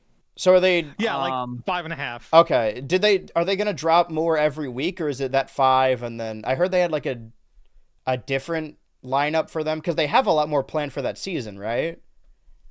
Yeah. Yeah. I don't know. It's weird, but, dude, it's fun to watch, and, like, you know, in this era of reboots that, like, you really do feel the times past, like, a lot of these episodes, you know, this could be a good thing or a bad thing. I can understand both ways. You know, a lot of these episodes, you could tell me, you could probably trick me into thinking that they, like, came out, like, 10, 15 years ago, straight up. I agree writing-wise. I think the animation still is, like, once it kind of knows a few things, it does look a little wonky, but, like, I will say, like, writing-wise, there has been, like, almost no gap in regards to, like, what I like about the show. And Okay. I would kind of So argue it's like- otherwise, because it's just, and this is probably something you agree with, but it's just a thing I think it's worth bringing up. It's a lot more reminiscent of the early seasons than the later ones. Okay. yeah. So it's more but, regular show. It's more like the Gumball the Gumball reboot, where it's like, oh, we basically just have a Yeah. new season of this show. They might as well just call it, like, I regular mean, show I'd season rather 9. like, I'd rather watch this than Phineas, Yeah. because like Phineas also has animation issues. I'd say they're even more egregious than what regular show has. Yeah. But also, some of it just feels so hollow, and I can't say any of this has felt hollow of the 5 episodes that we've had. Like, it feels, especially, and I'm not going to spoil it because Switchy, you haven't seen the last one, but especially the last one, like, that is like one of, not like the best, but it's like, that just feels like one of the classic episodes, like, from start to bottom, like, from beginning to end. Like, it is a very fun time, and, like, you can't go wrong with that one. I will say, And ironically, it's the fucking Boba episode, and I that's the did one see a everyone's clip like, from "Oh, that. I'm so nervous Yeah. that you know, they're gonna start taking Boba." It's like, oh, or is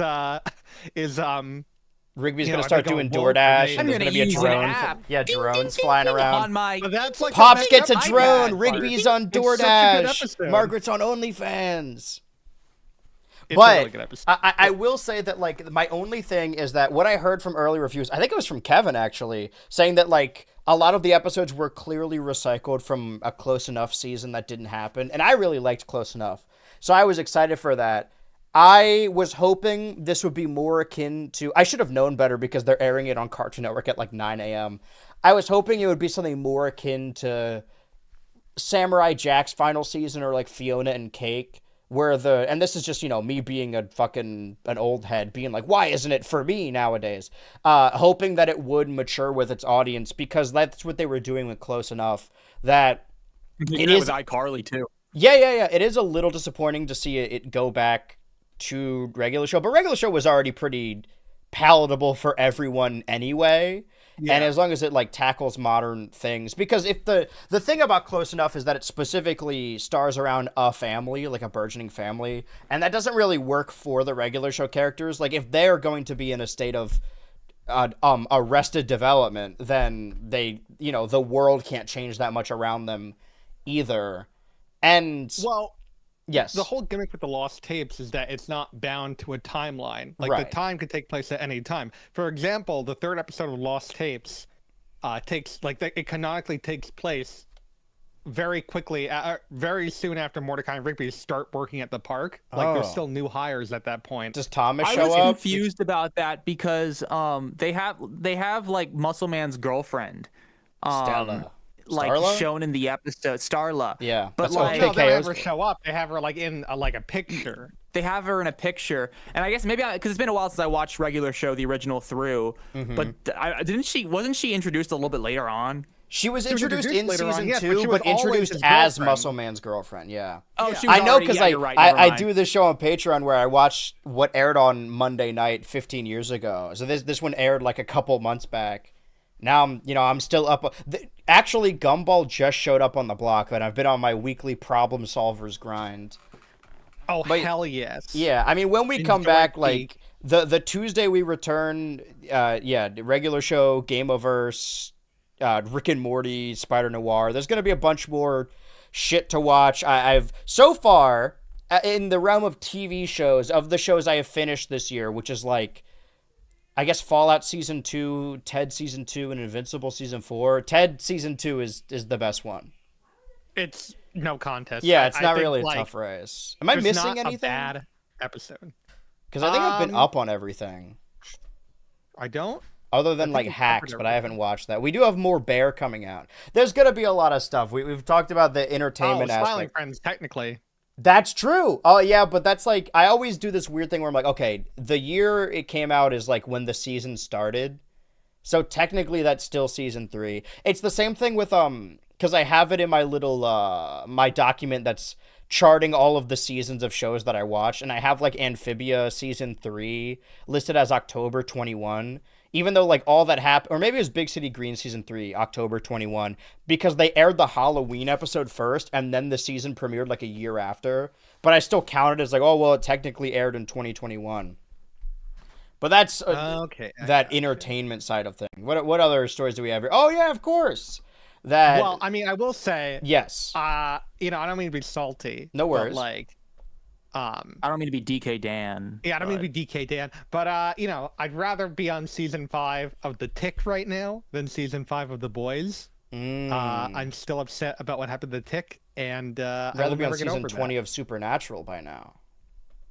I know. I did get to the episode. That's the one I watched on Sunday where Misha Collins and Jared Padalecki show up, and they just do a Supernatural reboot. Also, McLovin and Seth Rogen are there. It's funny because we're watching Barry on the same block, the Barry block, and they mentioned I think turning in Bill Hader. That's as far. Oh yes. Mm-hmm.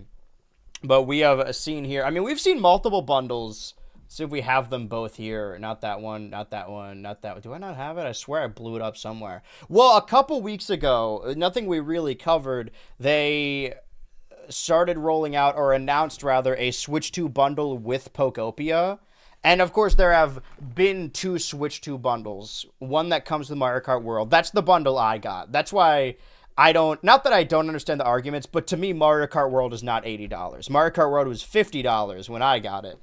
And Pokopia had a little bit of a viral sensation going on before it was quickly replaced with Tomodachi, because obviously they sort of fill the same niche. Did they do this with the Switch 1? You pick which bundle? Because I know they did it with the Wii U. I think there were a couple different bundles for the Switch 1. Yeah. Also, that wasn't the Wii U specifically. That was if you bought Mario Kart 8. Yeah. You got one of 4 games. They couldn't give those games away. What game did you choose? I didn't. I think I got Mario Kart 8 before that. Yeah. I chose Wind Waker. Nice. That was one of the early Wii U games I got. Well, we're going to jump into our weekly Nintendo Direct later. We are now thoroughly in 2013. So we're getting into all that era stuff.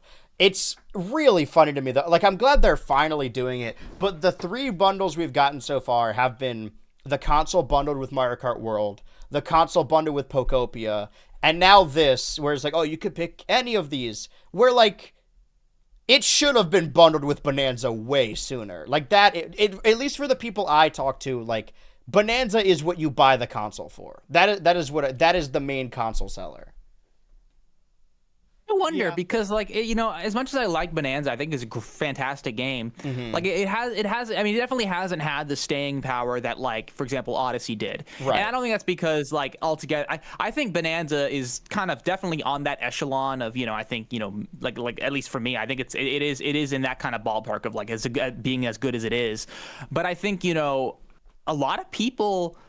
I don't know. I guess they're not as into a Donkey Kong game as they would be a Mario game. I think if, like, you know what I mean. I think that's part of it. Like, we also, kind of talked about earlier, like last year, that this was kind of the 3D Mario game. Yeah. But I think I don't know how well it sold, but I don't think it sold. It definitely didn't make Mario game numbers. So I wonder how many people are actually buying the Switch 2. It sold very well, from what I could tell. Yeah. Well, I mean, also just from, like, a like, saving money standpoint, like, if I'm like, do I want the console with a free game that's 70, 70, or 80? Like, you're gonna go with Mario Kart World because that's just a much better deal. I don't see them. Well, they did say that they were gonna have more dynamic pricing. I don't really see them cutting a lot of the games. I know that hardware across the board is getting more expensive. I'm locked into my consoles now. I really hope the computer I'm using right now never breaks because I'm never buying any more hardware ever again. Hey, the Steam machine could still come out this year. Could change everything. That's when they're going to do a big announcement. Okay, we weren't right about last year's Game Awards. This year's Game Awards, I'm locking it in. That's when Gordon Freeman's going to walk out with his crowbar. And they're going to announce Half-Life 3 coming alongside the Steam machine. I'm locking that in. Not on my prediction, but just know that I basically believe it. So I have let's see, over here, Mineru, I believe the Mineru amiibo. I didn't even think about this because I only recently, like, saw the ending because I was playing the game with my wife, that this is a playable character in Hyrule Warriors Age of Imprisonment, but is also kind of a spoiler for Tears of the Kingdom. Like, I didn't really think about that because I just assumed this giant mech was created for Age of Imprisonment because I didn't know that it's in the final battle of Tears of the Kingdom. Sorry if you're hearing this from me for the first time. I still haven't beaten Tears of the Kingdom. I did not know that. Sorry. It's okay. I have not beaten Breath of the Wild either, so it's okay. That one I did beat, but that's because I didn't do anything. Like, I just ran. I did all the stuff that was mandatory, and then ran to the end, and I beat Ganondorf with, like, 4 hearts default and, like, my default stamina. Whereas Tears of the Kingdom, like, I know once I beat it, because once you beat it, it does the Breath of the Wild thing where it just, when you load the game again, it places you in front of the boss fight. Or not, but, like, in front of that area. So there's really no reason to not get everything before you finish the game, because then you just have to do the boss fight again. That I want to see everything that Tears of the Kingdom has to offer, but it's been 3 years, and I'm still, I want to say making my way through it, but I play it very intermittently. I created this big chart of, like, Switch 2 games, and that counts, like, exclusives, and exclusives made by other companies, and Switch 2 editions.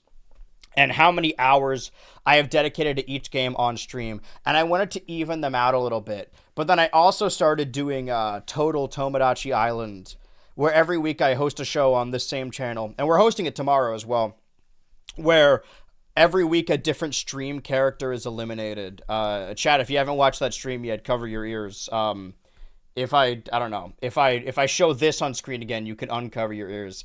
That my Pokemon Legends ZA character got voted off, and I thought of doing this thing where, like, oh, once they're voted off, I should go back to their source game, because the first person who got voted off was from Lego Pirates of the Caribbean, which we just beat yesterday on stream. We fully 100% of that game, and I thought, like, oh, I can go back to Legends ZA, but then I looked at the chart of, like, how much time I've dedicated to each game, and Legends ZA is, like, hours above everything else. Like, the only thing that's close is Bonanza, and I still probably played ZA for like 12 hours more than Bonanza. ZA is currently at like 61 hours. So I just thought, like, I could not do that. It would not be fair. I need to even these out a little bit. Because Mario Tennis is at like 4 hours. And Pokeopia is still up there. Oh, wait, I have to show that. Yeah, okay. Wait, no, there. Now there's your spoiler lift. The only other thing we have here, beyond, of course, now we have a release date for Mina the Hollower. You guys gotta buy this game, because if you don't, this company is going under. No more Yacht Club games. I know I'm often against the idea of, like, voting with your wallet or it being, like, a personal issue. But if you, yes, you, the viewer, do not, this is not an ad, but if you do not buy this game, Yacht Club Games is going away forever. Which is nuts. They're going to die because of you, specifically. Yeah, they're going to see on their big list of people who play video games that you did not download this game. I mean, I might play it. I remember liking Shovel Knight. I didn't play anything else they've done since Shovel Knight, but I like that game. What, you mean Shovel Knight and that's it? Yeah. Yeah, no, I'm saying that's all they've done. Well, no, they released all those several Shovel Knight spin-offs. Well, that's not them. Oh, okay. So this is their second game, them. is what you're saying. Basically, yes. Damn, it's been over a decade. That's fucking nuts. To be fair, though, Shovel Knight is like one of the best games of the 2010s. Oh, yeah. I hold that in like high regard. Like that kind of like led not only the idea for indie games, but also the idea for Kickstarter games. Like that was the front runner for that. And I think that it nailed it. Mm-hmm. I would also say on this show, I would drive everyone over to donate to Tariq's Kickstarter, but I think it got fully funded, right? It did, yes. You can still donate if you want. You should donate still, but fucking shout out. I'm very excited for that. As a theater kid who loves musicals, the fact that the characters sing the theme song, I'm already on board. That's really all I care about. I'm locked into that. That somebody on stream the other day, because we were talking about Star Fox, asked me, like, oh, if there was a game series you could revive, what would it be? And I had, like, asked a bunch of follow-up questions, like, okay, what do you mean, like, what is the statutes of limitations on this thing? And they said, like, oh, there hasn't been a game in, like, a decade. And we're about a year out from me saying 3D Mario. But I was thinking about it, like, okay, what games did I play in, like, 2015, 2016? And I had a little bit of a cheat answer. And this is sort of in the same realm as Shovel Knight. Because now, a lot of, like, the pixel art style is, not that it's passé, but it is a little bit overdone in certain sectors of video games where it's not really built into I think it is still very charming with the two games. That the only game I could think about, like, okay, 2015, 2016, my answer was, and I know they have made a second or a new 2D Sonic game with Sonic Superstars. But I don't count that because it doesn't look like Sonic Mania. I would like to see a new, like, Sonic Mania game made the same way Sonic Mania was. That was the only game from, like, a decade ago that I could think, like, yeah, I would like to see a sequel to that. I know that there is a new 2D Sonic, but it's not good. It's a bad 2D Sonic, too, which is shocking. We do have 2 more segments, so we'll cover the last thing over here, is that eBay has rejected GameStop's proposal. First of all, GameStop proposed to eBay. We never even covered that. Right. Well, I think it happened within the same week. Like, within these last couple of days, this all transpired. Yeah. I think I commented this on Kev's latest video, too, talking about Cartoon Network's different YouTube channels, like, using AI, and we talked about this with Anders, too, our good, close, personal friend Anders, friend of the pod, that when you see AI on something, it does kind of read as, like, cheap. And the comment I left is that, like, a company using AI is sort of the digital equivalent of, like, raising up the Spirit Halloween banner. Like, the companies I've seen use it the most are, like, Chuck E. Cheese and GameStop. And those guys are not doing well. Like, the writing's on the wall. So seeing it happen with Cartoon Network as well, I'm like, okay, that shit is not coming back. Like, we are in dire straits over there. So I'm glad that eBay rejected it, because I think, well, what was their thinking, right? That GameStop owns stake in that one card rating site.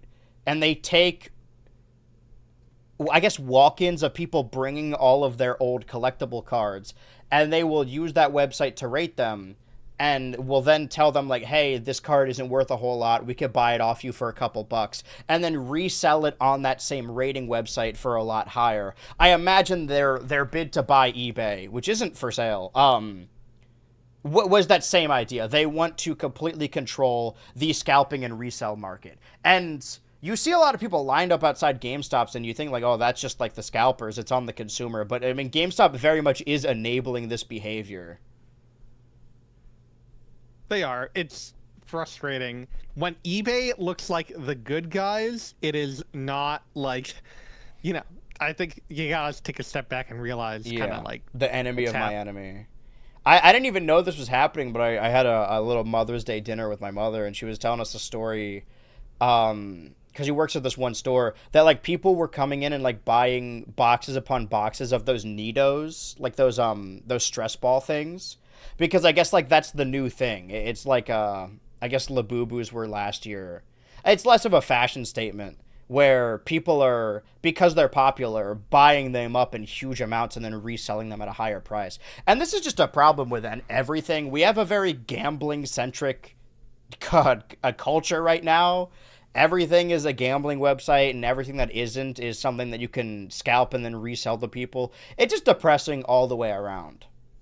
But something that isn't depressing, the future. Do we have any more stories to cover before we have our final two segments? Do you guys have anything you would like to bring to the table?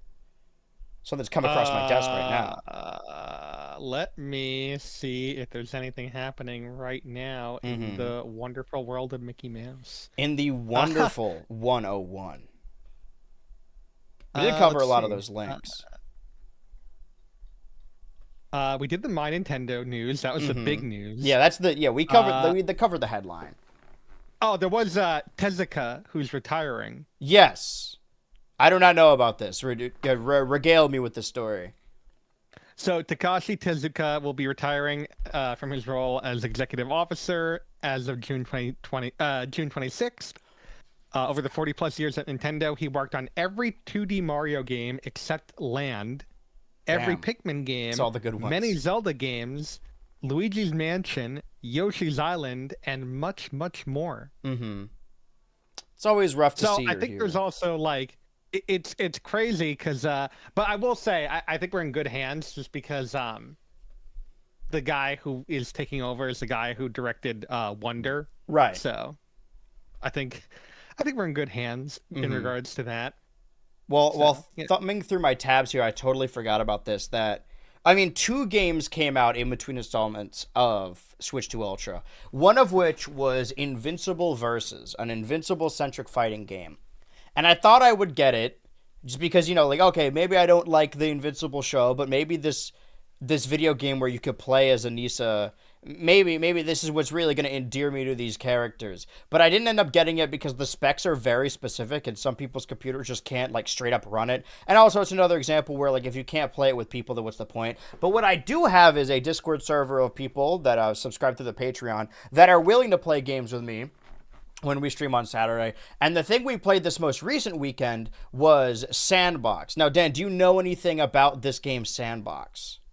The only thing I know about it is that it's the spiritual successor to Gary's mod. I don't know if it has the same devs behind it. And it's created that's all I know about it. It's basically what I thought it was going to be was like a recreation of that in the Source 2 engine. So the Source 2 engine was the engine developed for Half-Life Alyx, and we've gotten games like CS2, which is basically just CSGO ported to Source 2. So a lot of their games, and I've been on a little bit of a Valve kick because I replayed Portal 2 for its 15th year anniversary, and obviously that's my favorite game of all time, and we might be gearing up for a new Valve something, maybe someday, who knows.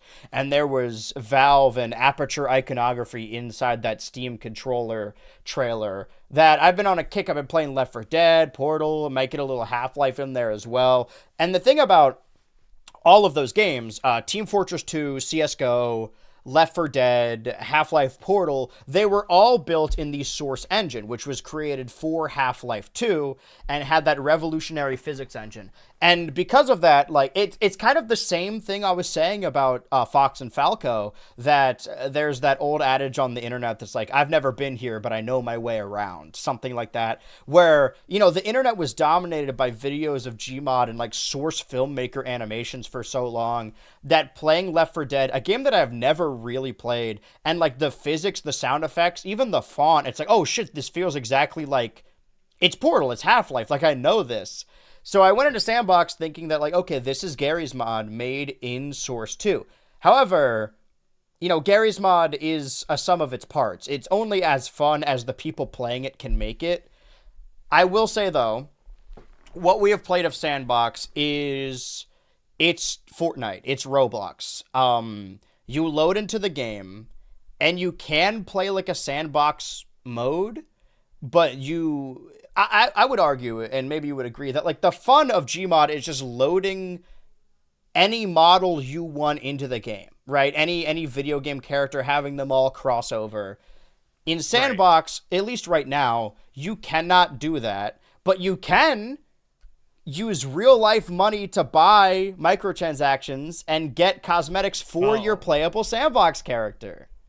Oh, goody! So imagine if Gmod... I love playing as Hello Neighbor characters. Yeah, your little... Well, even that would be far superior. So we played basically just like parkour maps. Like it's just Fortnite. It's just Roblox right now. They do have Trouble in Terrorist Town. They do have Prop Hunt. We couldn't get them to work when we tried playing it. So all we did was sausage parkour, where you dress up like a hot dog and jump from platform to platform. So far, I'm investing early. You know, you never know, because everyone else refunded the game after the 2 hours. But I'm locking in because you never... Listen, maybe someday this game is going to become the new Gmod, but, you know, the thing about the past is you can't ever go back. I mean, obviously, you could still play Gmod. People are still playing it, but the belief that Sandbox is going to be as big as Gmod was in the 2010s is very naive. This game so far sucks. That's my stance on it right now. That is the new game I played over the weekend. I maybe won't get Invincible Versus, but I do watch Evo every year, and that has a little event at it. I'm honestly more interested in that Avatar fighting game that seems to be coming out as well. And I think Marvel Tokon in August, so big year for that. But those are all of the little subcategories we have. We do, however, have this regular segment we've been doing. 2 weeks ago, on episode, I believe, 49 of the Switch to Ultra podcast, with nothing else going on in the realm of video games, we, with heavy heart, cut the Super Smash Bros. Ultimate roster down to 40 characters. What we did last week was sort of retool Mario the way we want, or rather think, Mario would change for an upcoming Super Smash Bros. Game.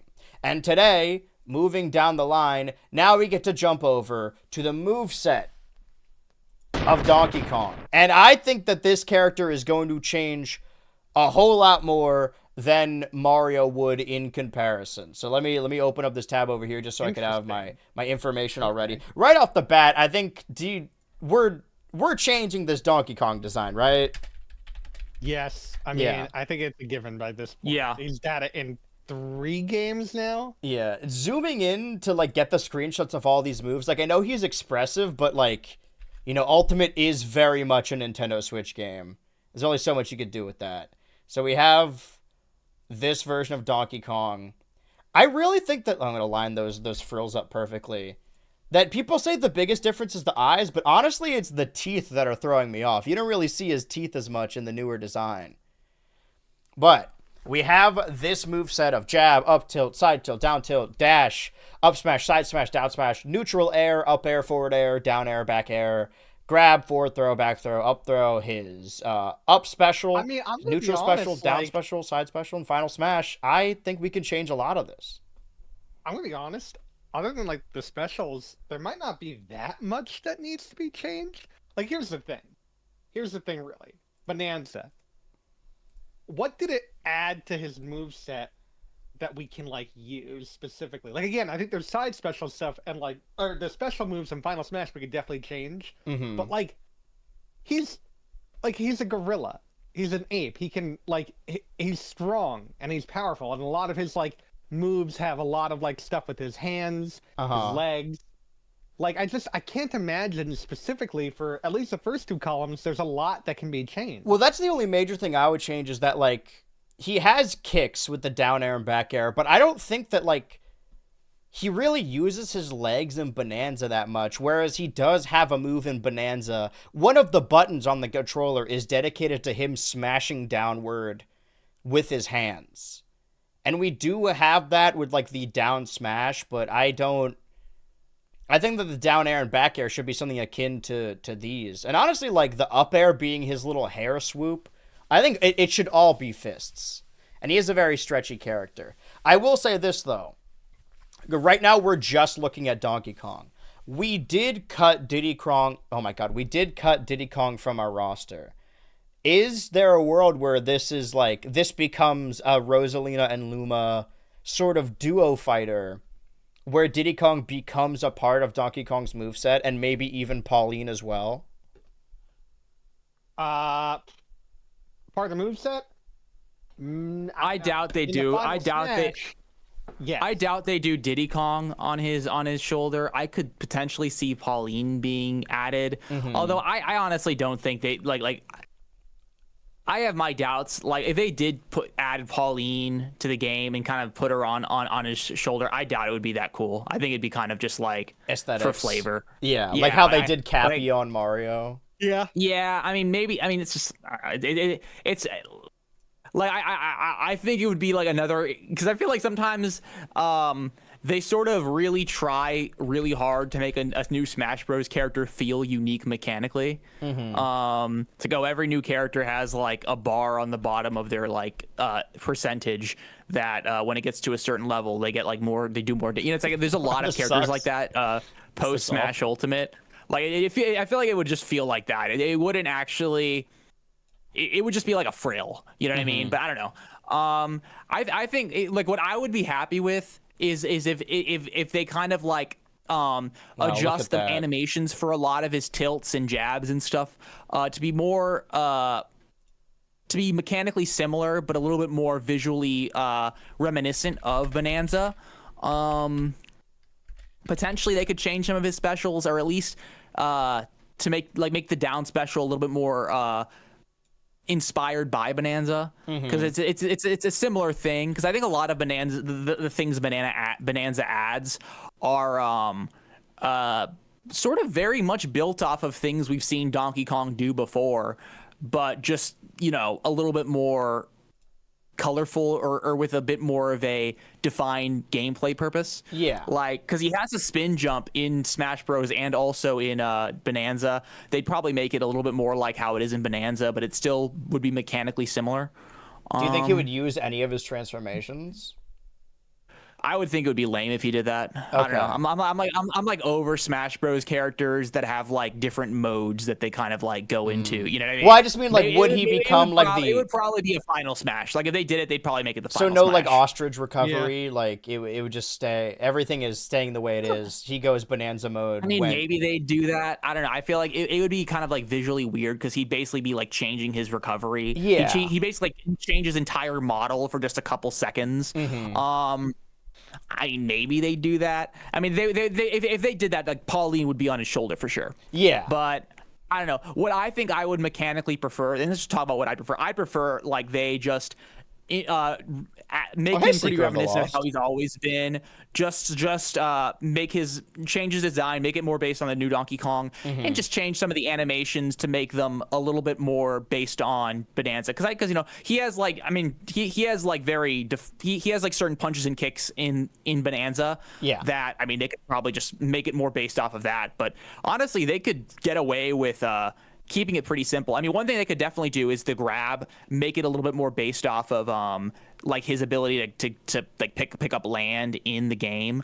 Yeah, that's what I'm thinking. I don't know necessarily how it would work, but I do have. If you guys know if you've played any Rivals 2 at all, but there's a character called Crag in Rivals. I mean, I guess he's in Rivals of Aether, but he's also in Rivals 2. Yeah, I think I remember him in Rivals in 1. Yeah, I want to see some of this moveset. or is this just like an animated trailer where he can like grab stuff from the stage and like I guess Toph works in the same way in Nickelodeon All-Stars Brawl, like create land masses and grab less of that move and more of like grabbing a rock for like his special. He can grab a piece of the earth and use it as a weapon, and even grab them like that. And I mean, now that I'm looking at his roles also, this guy basically is Donkey Kong. But do you think that becomes maybe like his down special? He grabs a bit of the earth like that and throws it?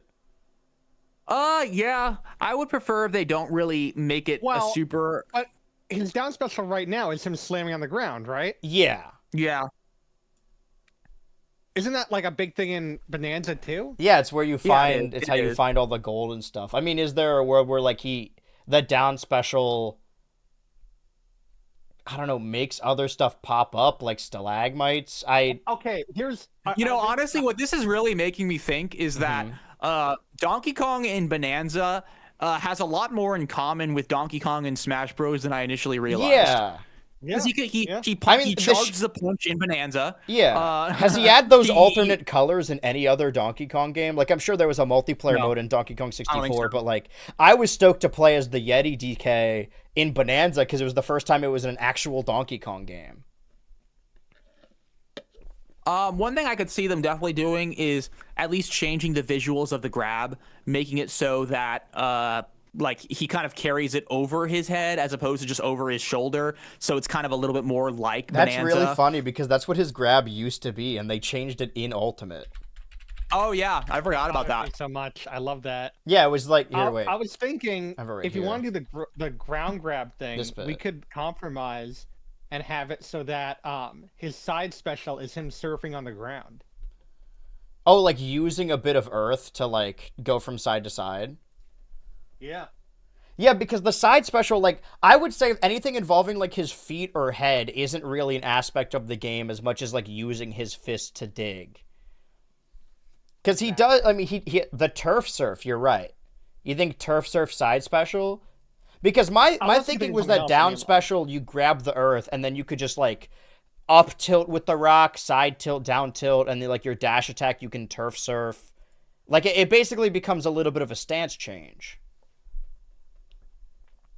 Oh, so kind of like there's no good. I'm trying to think of a good like turnip, I guess, like Peach's turnip. It doesn't like change the moves so much, but like you have that built, like you're holding a rock while doing these attacks. I guess so. The thing is, I think his down special is so good that we would have to like assign it to like, I don't know. I mean, there's no way I could imagine like a Donkey Kong character without the like, beating the ground thing. Yeah, I guess it doesn't necessarily have to be a special. Like his down smash is different enough that it hits in front of and behind him. We could then like make this into the down smash. Because that's what happened with Mario. His down B used to be the tornado, and then they just made that his down air. Wait, okay, I got it. Okay. What if the up special is him taking the dirt out of the ground, and then you get to up special again to like propel off the dirt instead of doing the fist like helicopter thing? Because I was thinking up special is that that would make like recovering for him so awful though. What's like, the cotton candy called in the game where he holds the cotton candy and then floats up? What's that? I forget what it's called, but I know what you're talking about. Yeah, and we also have Let me look at the Toph moveset as well. If we have this year, because that or Toph, that's sort of what Toph plays like in All Stars Brawl as well, where her recovery spawns a giant pillar of rock like beneath her. I guess it's sort of like Crag in the same way. I'm trying to find that. Forgot how weird this game looks. Yeah, it doesn't look great. No. The other thing is that it's weird how like the first game is more can like make platforms like that. Let me see this again actually. I believe it's okay, no, we just kind of see it spawn there. Yeah, no, could spawn like a little piece of earth below her. You're saying that like for Donkey Kong it would sort of just like fall downward like that of Sonic's recovery or Banjo's recovery, where it has and then if you do it on the ground, then you pick it up. Oh, okay. Oh, yeah, because he does have a grounded recovery. I like that idea. Yeah. You're right. Okay. Let's see if I then look that up. way we don't mess with his down special. Yeah. I mean, we don't mess with it. So now we have to do another fucking area of up, neutral, down, side with the ground, right? Fucking. Well, I would say if it's an up special, yeah, maybe up special, like he lifts the rock and spins it around him like the up special, like the current up special, and then it just goes away. Right. Now I'm looking at these bonanzas. Yeah, hold on. I'm trying to find an image of him just holding a rock. Hold on. Or a chunk of earth, yeah. Yeah, holding. Okay, no, I'm fucking stupid. Okay, there's actual PNG here. All right, up special, like this. So if you're in the air, it throws it beneath you. But if you're on the ground, you can grab it and then swing the rock all around. Yeah, exactly. Okay, I like that. Now we've changed the grab. Do we change anything about the throws? They're pretty just generic, just forward, back, and up. Like there's nothing specifically Donkey Kong about this. I would maybe advocate. I mean, like the image you use for the grab is like a decent placeholder, but I would advocate for it being like very visually based on how he throws it in Bonanza. Mm-hmm. But I'd be fine with it being pretty mechanically similar. Do you have? Now I'm blanking. Are there down throws in the? I think there are, but they very quickly bounce back. Can have one, well, because like the thing about Donkey Kong in Ultimate is that a lot of his moves berry. The down smash berries, the side special berries. I would say that we changed this side special just because there's nothing about him like using his head to bury someone, but burying is a big part of Bonanza. So we just need to like change the animation to something else. But I don't know what that something else would be. Oh, why can't he just use his hand and like slap him down in the earth? Yeah. Yeah, I mean. Let's see if now I'm trying to find a specific image of this. Well, actually, now I'm looking at this. The pose he does when you get a Bonandium gem. Let me see this one. What if that's like the side special? I kind of like that. Yeah, because then it references the little pose. Yeah. Side special. Okay. And actually, so yeah, maybe, and like I would be chill with it literally being that pose when he's in the air, and when he's in the ground, it's like something similar to it, but he's not like he's not upside down. But yeah. That's just me kind of thinking out loud. So, the neutral special, he like reels up his arm. He spins his arm in a circle, and he can charge it. And then hit B again to release it.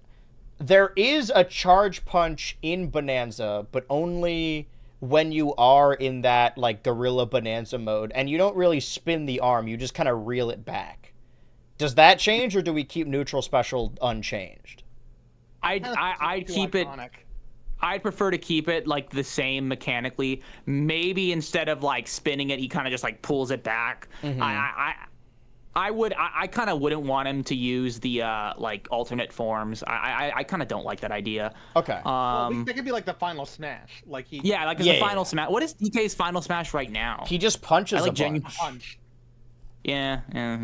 I'd be fine with this. Did they just bring back the fucking Jungle Beat one?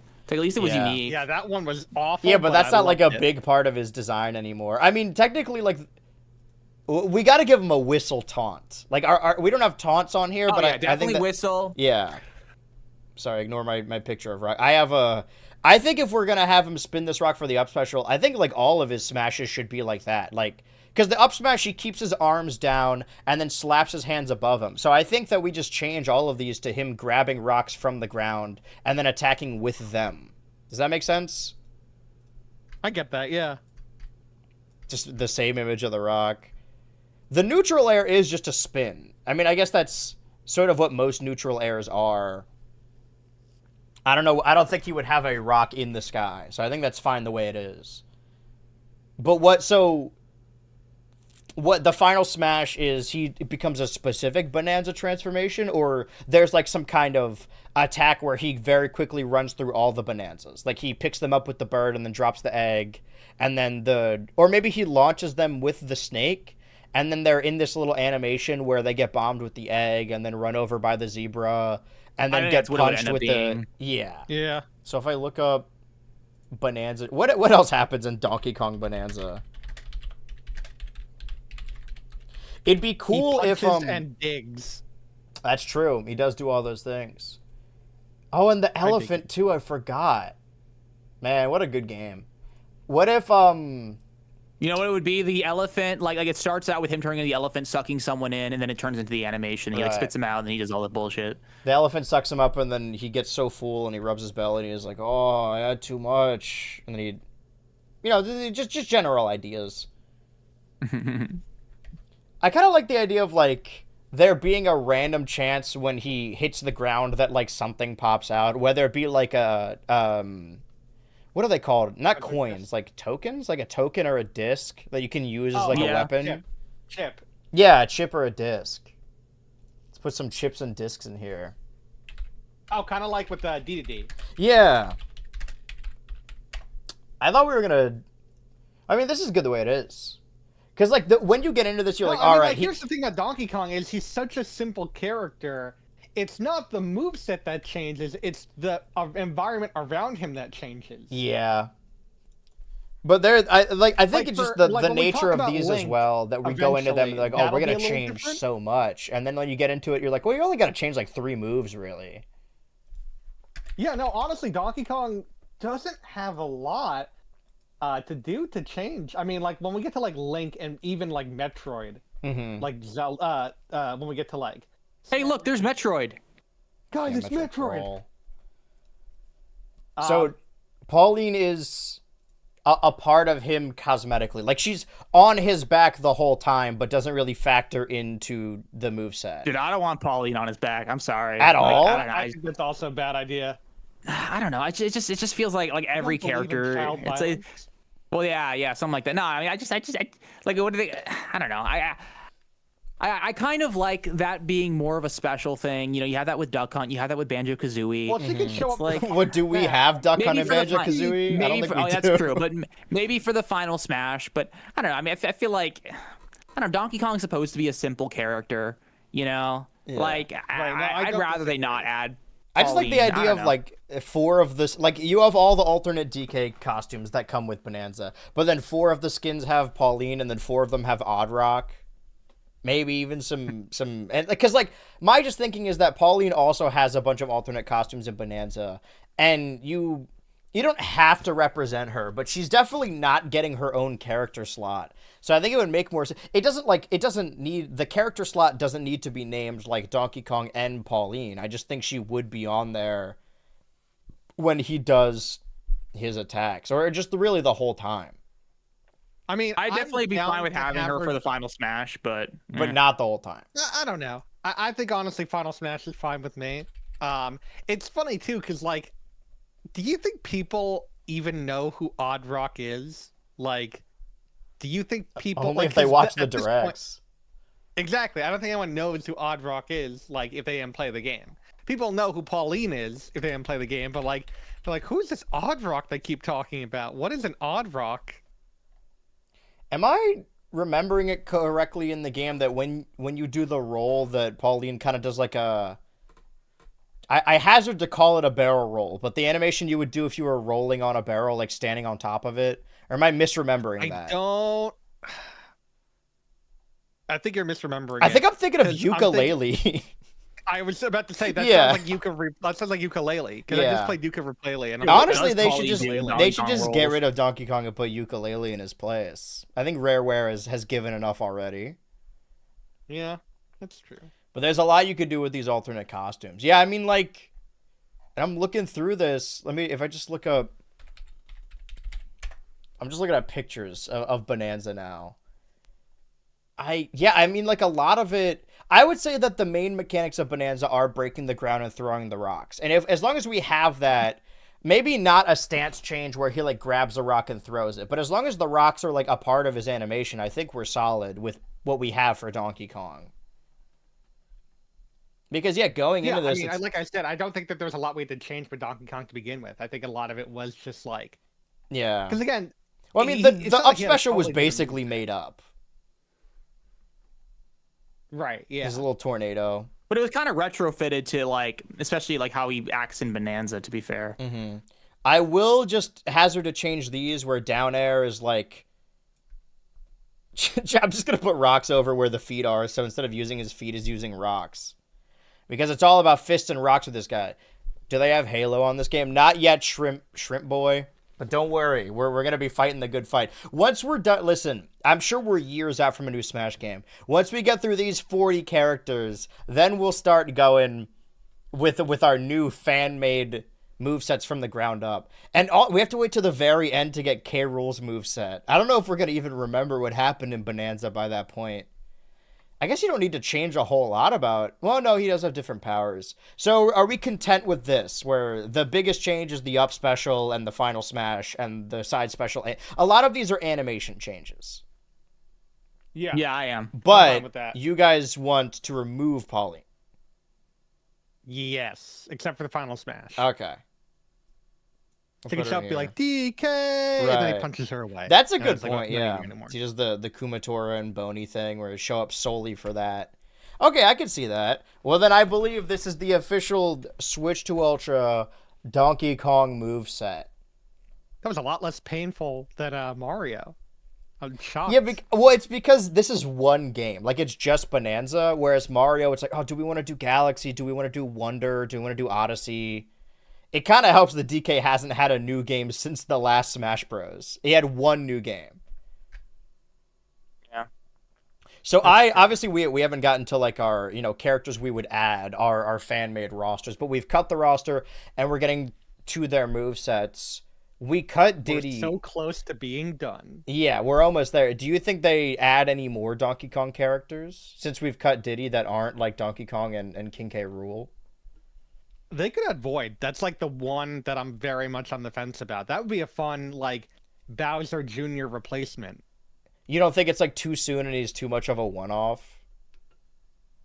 I mean, they kind of added the Min Min, right? Like, yeah, but that still represents like the ARMS series. Right, but like, I could see them adding but like, who else would they add? Let's be real. Yeah. If they're cutting Diddy, they can't add Dixie. But that that's doesn't like, make any sense. I don't know. It's like, to me, it feels like the equivalent of like adding Girahim or Zant when those games come out. Whereas like a couple years removed, it's like, well, this isn't, like, who cares? And I only feel this way because I was on the Smash Bros. Subreddits in high school, and I was fighting for my life saying there's no way they're going to add King K. Rool. They would instead add, I already forget his name, but the walrus guy from Tropical Freeze. Yeah. Yeah. No, I get the point you're making. No, I kind of agree because I feel like there are very few characters that really kind of there are very few one-off villains or one-off characters that have really made it into Smash Bros. Especially for franchises with a lot of games, or like franchises with like current characters. I think like one of the only ones I could see as like I think one of the only exceptions is Sheik. Like Sheik is like because like Sheik is only an Ocarina of Time as far as I know, right? Like, yes, yeah. Well, so. Other than yeah, I mean, the Hyrule Smash Bros was very different in 2001 than it is now. But yeah, like I'm looking through our weeks right now, and well, okay, but to be fair, Ness is in one game. That's true. Well, no, I mean it in the sense of like I mean this in the sense of like when there's they like should put Porky in the game. He's been in 2, and they should. Being real, they should. When there's recurring characters and it's like a game franchise that it is a different story when they're like the only one repping their franchise. If it's a one-time non-main character in like a franchise, that it's like the same reason why like Cloud is like only in Final Fantasy VII along with all the like spin-offs, but like Final Fantasy VII has like a different cast each game, or Final Fantasy has a different cast each game. I've lined up these weeks, and the episode where we go over Star Fox moveset, that episode comes out 2 days before the new Star Fox. Oh, that's not fair. It's gonna line up. Yeah, we won't actually know what he. Well, I can't imagine. So nothing's gonna fucking change. That's true.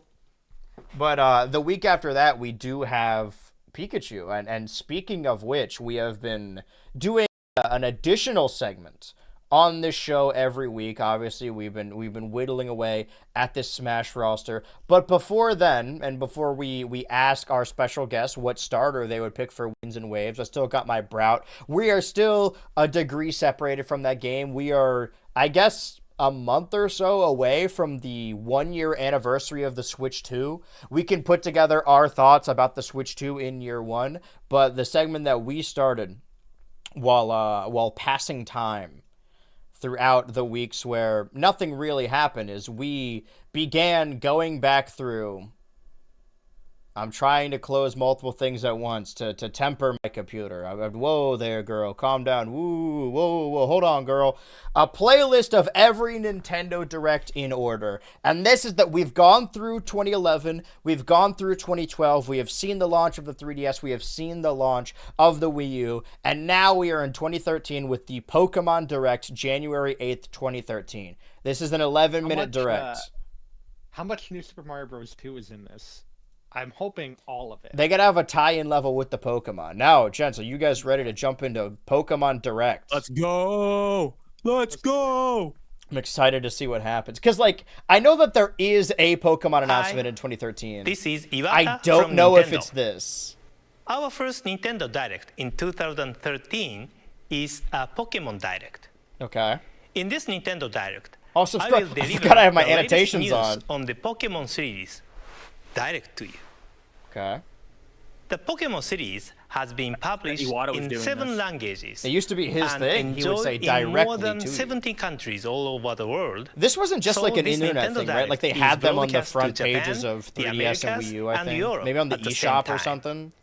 It will take Forget. about 10 minutes, so I will appreciate it if you could stay with us until the end. It's crazy that early on they're like, listen, Before I this get Direct to is the 10 main minutes. topic We got to of get this your Nintendo attention for that Direct, long. I would like to briefly look back at the Pokemon series.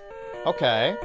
Ah, remember the Pokemon 90s? Red and Green. Oh, was which this was the when they first announced Red and installment Blue in the series, for 3DS? No, that was was 2016. released in 1996 for the Game Yeah, Boy I'm in thinking this is Japan. X and Y, but I could have sworn X and Y package was for announced Red like maybe a month like in features February. Charizard. Yeah, because like And the we don't even package have for a Green Pokemon game for the features 3DS Venusaur. yet. I mean, we have Pokedex 3D, After these but original Game Boy games, software package for the Pokemon is this series PokePark have Wii Black and White? features No, that was years legendary ago. Pokemon, Wait. which appear at the climax of I each will say game's that like one of the story. first games I got for my However, 3DS was in Pokemon Red and Pokemon Green, Rumble, these whatever the characters 3DS subtitle are was. the evolved version Just because of I the wanted, Pokemon, you know, it was like, oh, Pokemon which on the players 3DS, and all the receive at Let's the Players beginning walkthrough of guys I was the watching Black. did that. offering the 2 different versions of If the you think game about it, watching this was will a give new us an concept insight at into the what we can time, expect in but the 2026. fact Because that if we're getting different Ocarina, Pokemon we're getting Star appear Fox depending 64, on the we could get a versions, Steel Diver encouraging remake on the Switch 2 players as to well. connect their Game Boy systems with a Whoa. link cable in order to collect all Pokemon. I've said before was that like with the positively Wii, I received by didn't fans. like the Wii U I'm was the first sure time. I mean, technically some the of Switch you was the first time I played online, watching or this the Nintendo Xbox Direct 360 in the have later enjoyed years. trading Like if you Pokemon asked me if the characters Wii was with an online friends console, I would using tell you a Game no. Boy link cable. That and the same 2 goes for years like the after DS their that you release could in do Japan, Wi-Fi Pokemon Red Diamond and Pearl Blue battles, but I didn't were even released think in that the was a Americas possibility. and I would just Europe. play with people in my room. Since I thought that these download play initial was like the releases, future anyway. There has always been a delay in bringing the Pokemon series to countries Oh, outside is this when of they Japan. announced Okay, they're announcing X and Y simultaneous here, 'cause I release? remember like, Yeah. X and Y was the first worldwide release. Pokemon Gold and Silver, Whoa. which were released in Japan in 1999, were designed for Game Boy Color, so vivid colors were introduced to the Pokemon world. I do really like. Rare Pokemon of a different color I liked. also I mean, obviously, started I'm nostalgic for like appearing all the in Pokemon this games, series. but I would always like transferring them I up. clearly recall But I got that Pokemon Crystal for the fans were 3DS, and I anticipating caught like a shiny the release Venonat in that of game. these two And I've always games transferred Pokemon up, because and I consider just it not had doing been it a because like it while looks since so much Pokemon prettier had become on widely like the Game popular Boy Color by that sprite time. than it does in the 3D models. In addition and they were to really the two washed out at the time characters too. features on the packages, Ho-Oh and Lugia, Were you guys a Ho or there are Lugia various guy? legendary Pokemon characters such I as picked Heart Gold. Raikou, Entei, Lugia's just and cooler. Suicune, Shout out Entei. which appear in a various Yeah, I locations. always, and for I'm me, sure Pokemon has always been a many simultaneous of you experience. had fun And trying I to capture was getting the game at the same time as my friend, Around who's this now my time, roommate. the Pokemon series And he picked out Soul had Silver, and I was like, well, I gained gotta a get Heart great Gold deal of then. popularity outside Japan.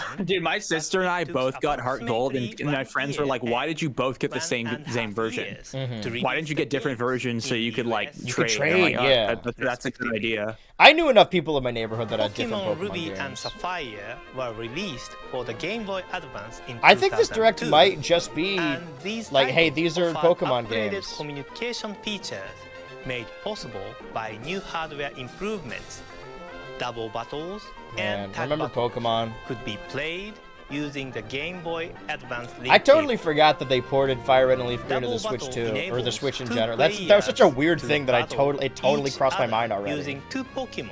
I thought it was kind of ridiculous. Is a I battle guess we'll see if we're gonna get any more. where 4 players See, this create is a why tag team Ruby and Sapphire is and perfectly battle built for each online. other You gotta using bring this one back. Pokemon per player. These additions added more There's no way it had strategy that to much the latency. game.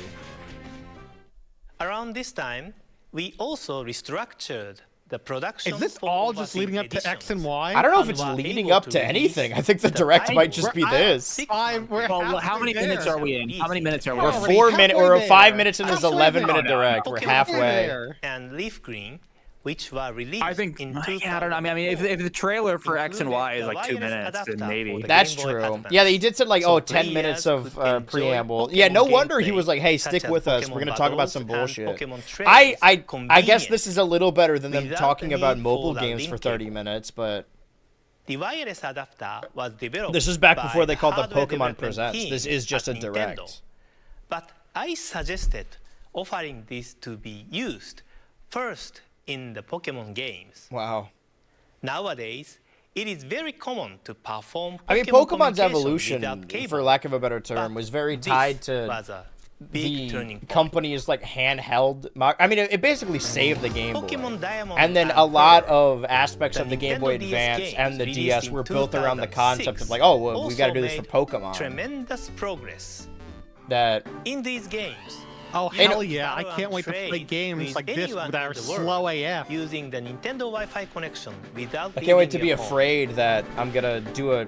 I used to like do trades with people on the bus, and then my bus stop would arrive, and like the trade animation was still Pokemon happening, Platinum, and I would try and stall because I heard that Pokemon like Heart Gold and Soul if you Silver, mess with the trade connection while it's happening, Pokemon you could Black just like version delete the and White Pokemon. version.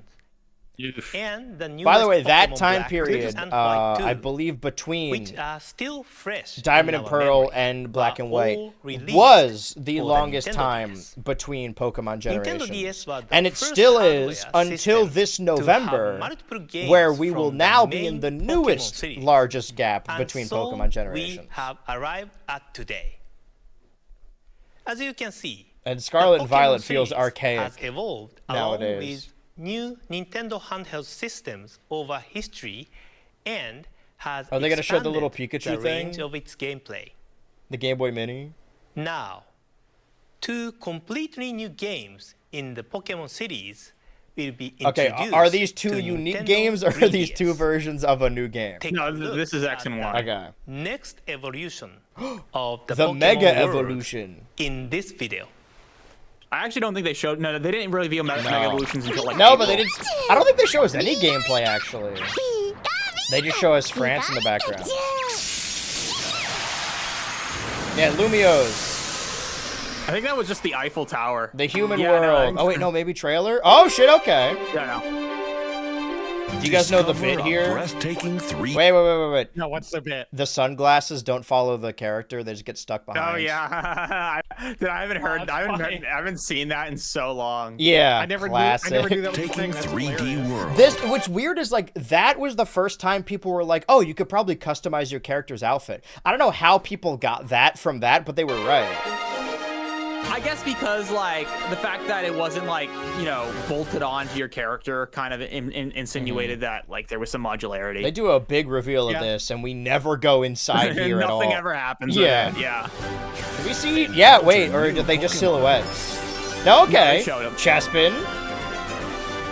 This is the green one. I mean, it was crazy to just see them in 3D.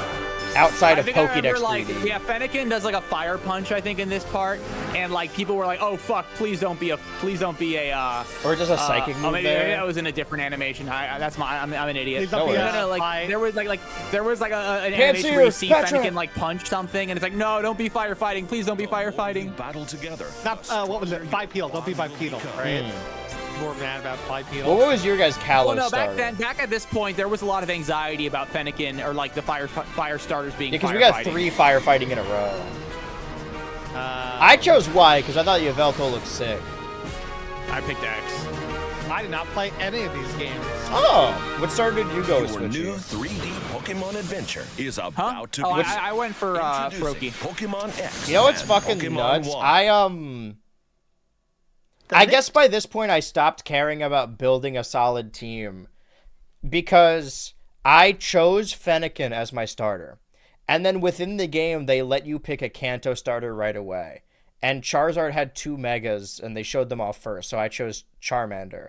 And then also, if you pre-order the game, or no, not pre-order, but there just was a special event happening, like within the first month of the game, where you get a Torchic with a Blazikenite tied to it, because they didn't have the other Hoenn starter Megas yet. So my team was like... Basically, at the start of the game, my team was Fennekin, Charmander, Torchic, and a fucking Fletchling. Generation of the Pokemon series for Nintendo Yeah, I'm pretty 3DS. sure I used the Torchic as Pokemon well. X I think and my Pokemon Y I know I picked will be released in Japan, the Froakie. I also Americas, picked Bulbasaur, Europe, so I might have had like Froakie, and Bulbasaur, Australia in Blaziken. October I know I also had a 2020. Tyrantrum. I'm You were pretty far sure. more balanced than I also had a I Tyrantrum. also had a Lucario, I Have been think. released. Yeah, Oh, they no, give maybe you I didn't. one. I might have not had. I might have not used the Lucario because I used a Lucario in Black 2 and White 2. So I don't remember. Yeah, because you could catch it in the early route. To meet the I individual needs for game. X and Y again. It's like a social event. I got it with my friends Caden and Riley. Caden, friend of the Total Pokemon Island. And we all chose different starters, and we did this thing that I like to do with the other Pokemon games, where I'm like, oh, after every gym, we should all battle each other round robin style. And it didn't remain a large part of my team, but I would always lose. But I knew, like, if I keep the battle going, I can eventually win. So I had a Furfrou that knew, like, I don't know, a move. I guess Sonic. Is it Sonic Boom? Whatever move confuses you.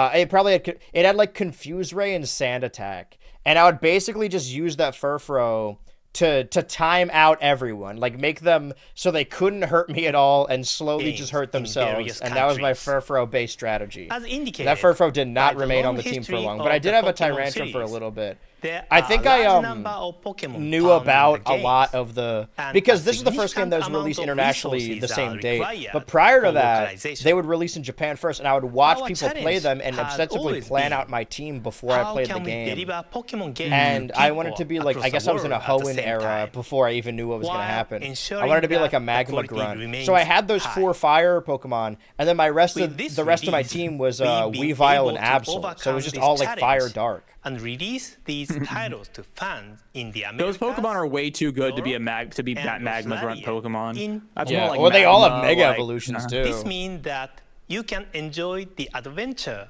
found in Pokemon X and Pokemon Y with trainers everywhere this October. People really swear by that The what's it Pokemon called? The series bottom screen was has it wasn't always PSN, offered was I it? forget what it was new called. style of gameplay PSS maybe? to PSS, yeah. coincide People with swear the by that. There's I never this really Nintendo used it. People really but- liked it, but I never. I mean, I guess I didn't really use it that much. Enabled by the Nintendo 3DS will be We should do a Soul incorporated Link in since the Dan has never game. played X and Y. And in order to evolve further, What was Soul that Link. again? I don't know what teams that I means. think it just means continue like work on the each development member of on your these team titles. is tied to a number, and you In all do addition subsequent to Nuzlocke. meeting And new if that Pokemon, number dies, it dies You across will all be 3 able teams. to see some of It's your kind of a cool favorite idea. Pokemon. Well, I hope you again guys are looking forward to Nintendo dying within like 3DS the first this 2 Don't days, worry, that 'cause I game have is not easy played as this hell. game at all.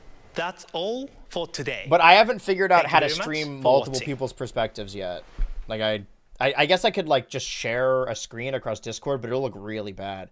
Well, Yeah. we got Wii U, Wii, 3DS, and DS. We're entering the new age of the 3DS. The next Direct will come also in January, I believe, with more Wii U games. That what another thrilling Nintendo Direct, but I believe we've covered all we could today. That Star Fox game. However, you would think that we wrap this up and we say that we'll see you guys next week as we tune in with another installment of Switch to Ultra. I am going to be on an airplane next Tuesday on my way to Atlanta, and I will be there for a week, and then coming back on Monday, I will be there for MomoCon weekend, and I believe Dan will be as well. Yeah. Dan, you even have, I don't know if am I reading this right? Maybe it's a rumor. Do you have stuff planned at MomoCon? I do. I What? have 2 panels. That's right. Not 1, not 3, but 2 panels. Mm-hmm. Do you I know? thought you were about to say 4. I'm like, what the fuck? I have 5 panels. See, listen, for all the listeners of Switch to Ultra that are going to be there, I will just be loitering at everyone's panels. I don't have anything going on. I have an exciting bit planned for the convention, but hey, you'll have to see me to see it transpire. But Dan, you have potentially even dates and I don't know, titles of these panels? Yes, I do. What? I will be talking. Yes, that's true. What? I will have a panel with fellow YouTubers Toonrific Tariq, Man of 1,000 Thoughts, and Hats Off Media, where we will be talking about the Fox cartoons. You know, The Simpsons, Family Guy, American Dad, all that jazz. That'll be Saturday at 10:30 p.m. I don't know what room off the top of my head, but if you go to the MomoCon app, it's called the Fox Box Rocks. You can take a look at that right there.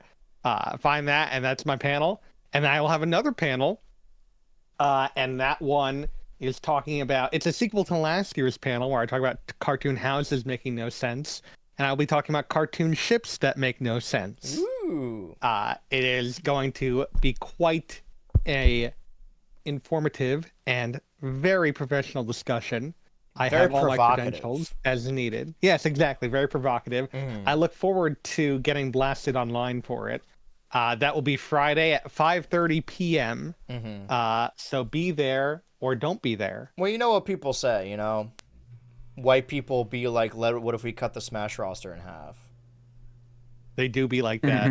I can The panel, what if we cut the Smash roster in half? I mean, that was the idea, right? I didn't get approved for anything. I think maybe my shit just didn't go through. I will say, like, I think the first time the three of us met in person was at MomoCon 2024. It was MomoCon 24, yeah. Yeah. So me and When Dan else would we have all met in person? yeah.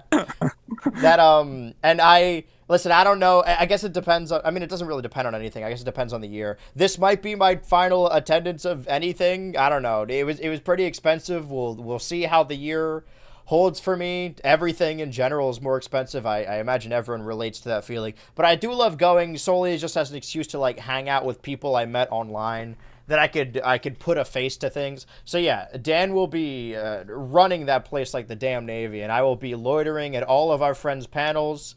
Do not interrupt their panel to talk to me, but I will be there.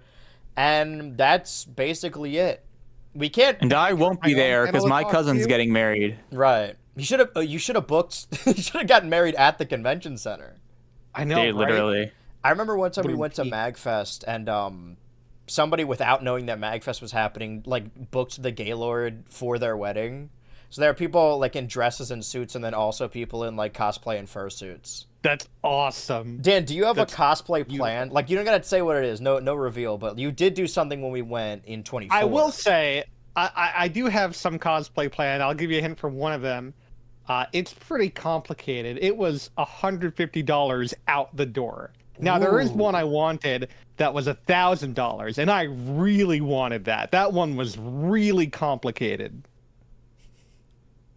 I don't want to. I don't know what it is, but I feel like if the way you said that is any way a reference to it, I'm like picturing. There's a specific comedian I'm picturing in my head right now, but I think you are thinking of what I'm thinking. Yeah, maybe. Yeah, if you see people dressed like that in one store, you go in.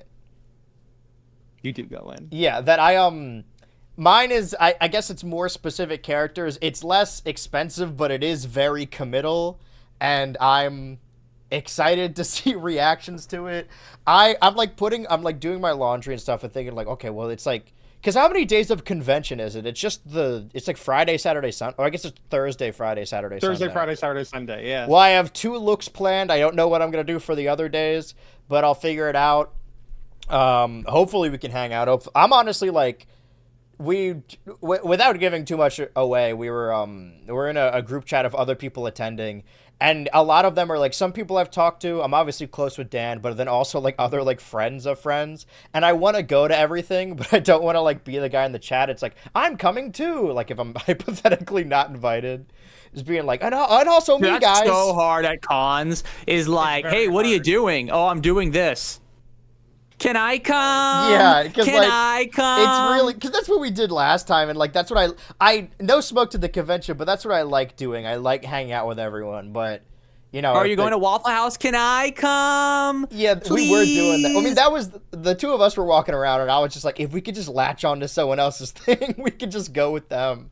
No, literally, we're like, oh, what's Dan doing? We're Dan's friends. Let's go. Let's Yeah, hang out with Dan's friends. Dan will be my in. Instead of inviting myself, I could be like, hey, I'm a friend of Dan. And then they let me in for free. Yeah, you know me. Yeah. So there won't be an episode of Switch to Ultra that Tuesday. We won't be hosting a live installment of Switch to Ultra at the convention. I will have to do something to make it a business expense, but for now I'm honestly just there to chill, which is probably good for me, assuming that maybe this is the last time I could travel in like the next couple of years, depending on both airlines and whatever new virus they got going around. But Are you taking a Delta? dude, my Delta flight is the day they're like stopping their rollout of free snacks, like that very day. Dude, American Airlines is still doing free snacks, and they well, the thing is, if you're going to Atlanta, a lot of the time you're taking Delta. So I mean, it's tricky because I was in Atlanta yesterday, but I didn't take Delta. I took American. Yeah. Oh, how was FWA? Dude, it was chill. It was chill. I think you saw some of the pictures. It was fun. I did. Yes, I did. Seemed chill. I'll take your word for it. No, actually, I should say, because this is exciting, and you guys, dude, I got recognized as a YouTuber like more times than I've ever been in my entire life. Like I mean, there's different types of being recognized. There are people that like saw you say on social media that you were going to be there because they follow me on Twitter, and there's also people who like saw my face and they're like, wait, you're the guy that I saw like talking about Total Drama last week. So because I only got recognized as a YouTuber once last year. This year it was like 4 or 5 times of people that I just didn't follow me on Twitter, just saw me from YouTube. And there were a couple more people that saw me on Twitter and stuff like that. So it's kind of fun. Yeah. I guess that's awesome. my thing, is that other than like MagFest is a constant that I host something there, but the other conventions, it really is up in the air. People don't know I'm there until I say I'm there, because like No, yeah, there was only one person at MomoCon in 24 that like was like, hey, are you Switchy? And he Yeah. was like another YouTuber. So it was like, dude, the one I don't know, guy it's weird. that, I mean, other than like, you know, other people in our peers, quote unquote, there's one guy that approached me at MomoCon, and you know, we're at MomoCon. I'm like, okay, a lot of people know me as a different thing. This is probably like a cartoon thing. And they're like, oh, the first video I watched of you was my favorite. And I was like, okay, I'm not that I have anything against it, but I'm preparing for him to say the Izzy video, because that's normally the story I hear.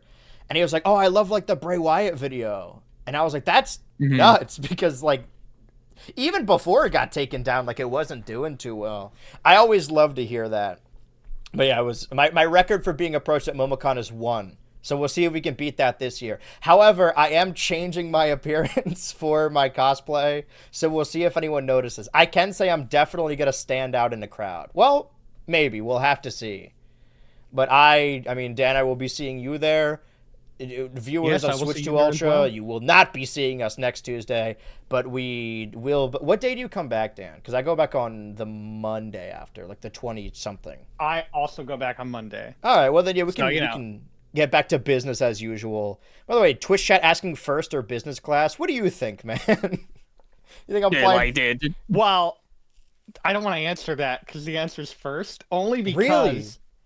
I think I said this last week. I got first because it was cheaper. Yeah, you did say No, that. it wasn't. Okay, it was somehow it wasn't like cheaper, but with American Airlines you can't like check a bag. It's like $100 to check one bag, and I'm like, wait, I could get a first class ticket, and it comes with a free check bag, and it's only $30 more expensive than if I do it without and checking a bag. Like, why would I not do that? Yeah, at that point? I guess I never Like, actually spend the like, extra looked. $30. I had just like assumed. I had never flown first class. I did do my first international flight earlier this year, and it's a lot. You know, it's a much bigger plane. So you're like walk on Right. and you see all of these basically cubicles, and I'm like, holy shit, this is what international flights are like. And then we kept like walking farther and got to the actual plane seats, and I was like, oh, okay, it's just all the same plane. Right. No, it can be disappointing when like you're like walking through the the rich people area. Yeah. And then you don't you're want to make like, eye I contact. didn't realize, They don't oh, want I'm to make eye gonna have contact to with sit you. here for 8 hours. That's great. Yeah. I mean, the flight there was like solid because I had the whole row, but the flight back was like awful. And ever since that day, now my knee still clicks when I go down the stairs. But that's probably fine. Jesus. I'll tune it out. Get big headphones. Oh, that's the other thing. I don't have my noise cancel. Whatever. It's like a 45-minute flight. I'll figure it out. Well, we will be at MomoCon next weekend is the point I was getting to. Hopefully, I hope to get my video out that weekend. So that way, I always like doing that. I like having something out when I'm at the convention so people like in their hotel rooms or whatever can watch it. I'm assuming that's the other thing too about final thing about it, like announcing you're going ahead of time is, I don't know, maybe it's just me, but like maybe feeling like you're giving yourself a little bit too much gravitas, where I don't want to announce I'm going to something ahead of time because the idea of someone like buying a ticket and flying somewhere to see me, like it doesn't like it doesn't make me uncomfortable. Like that's totally fine, but like I would feel bad because like I definitely did not give you like worth your while. You shouldn't go just for that. You should go because it's fun. You like say hi. Hey, Andrew, I like your videos. Can I take a picture? Sure. Yeah. All right, you have a good one, man. It's like, yeah, that was worth I mean, flying sometimes to people Atlanta work, for. and it's not anything bad. They'll like mean well by it, but like they'll start to like follow where you're going, not like weirdly, but just kind of walking the same direction. And then I'm like, all right, well, we're gonna go this way because I'm normally with a group, and that's I mean, MomoCon's gonna be that again. Like we have a lot of friends that are hosting different panels. I'm honestly just gonna be following everyone around. Last year, or not last year, but 2 years ago, I entered a Miss Pac-Man tournament. So Yeah, I remember that. yeah, maybe they'll do that again. But for now, that is what we'll be up to. I have been your co-parent, BHultra. And I have been your co-parent, Switchy. And I've been your Uncle Dan. And we are out of here.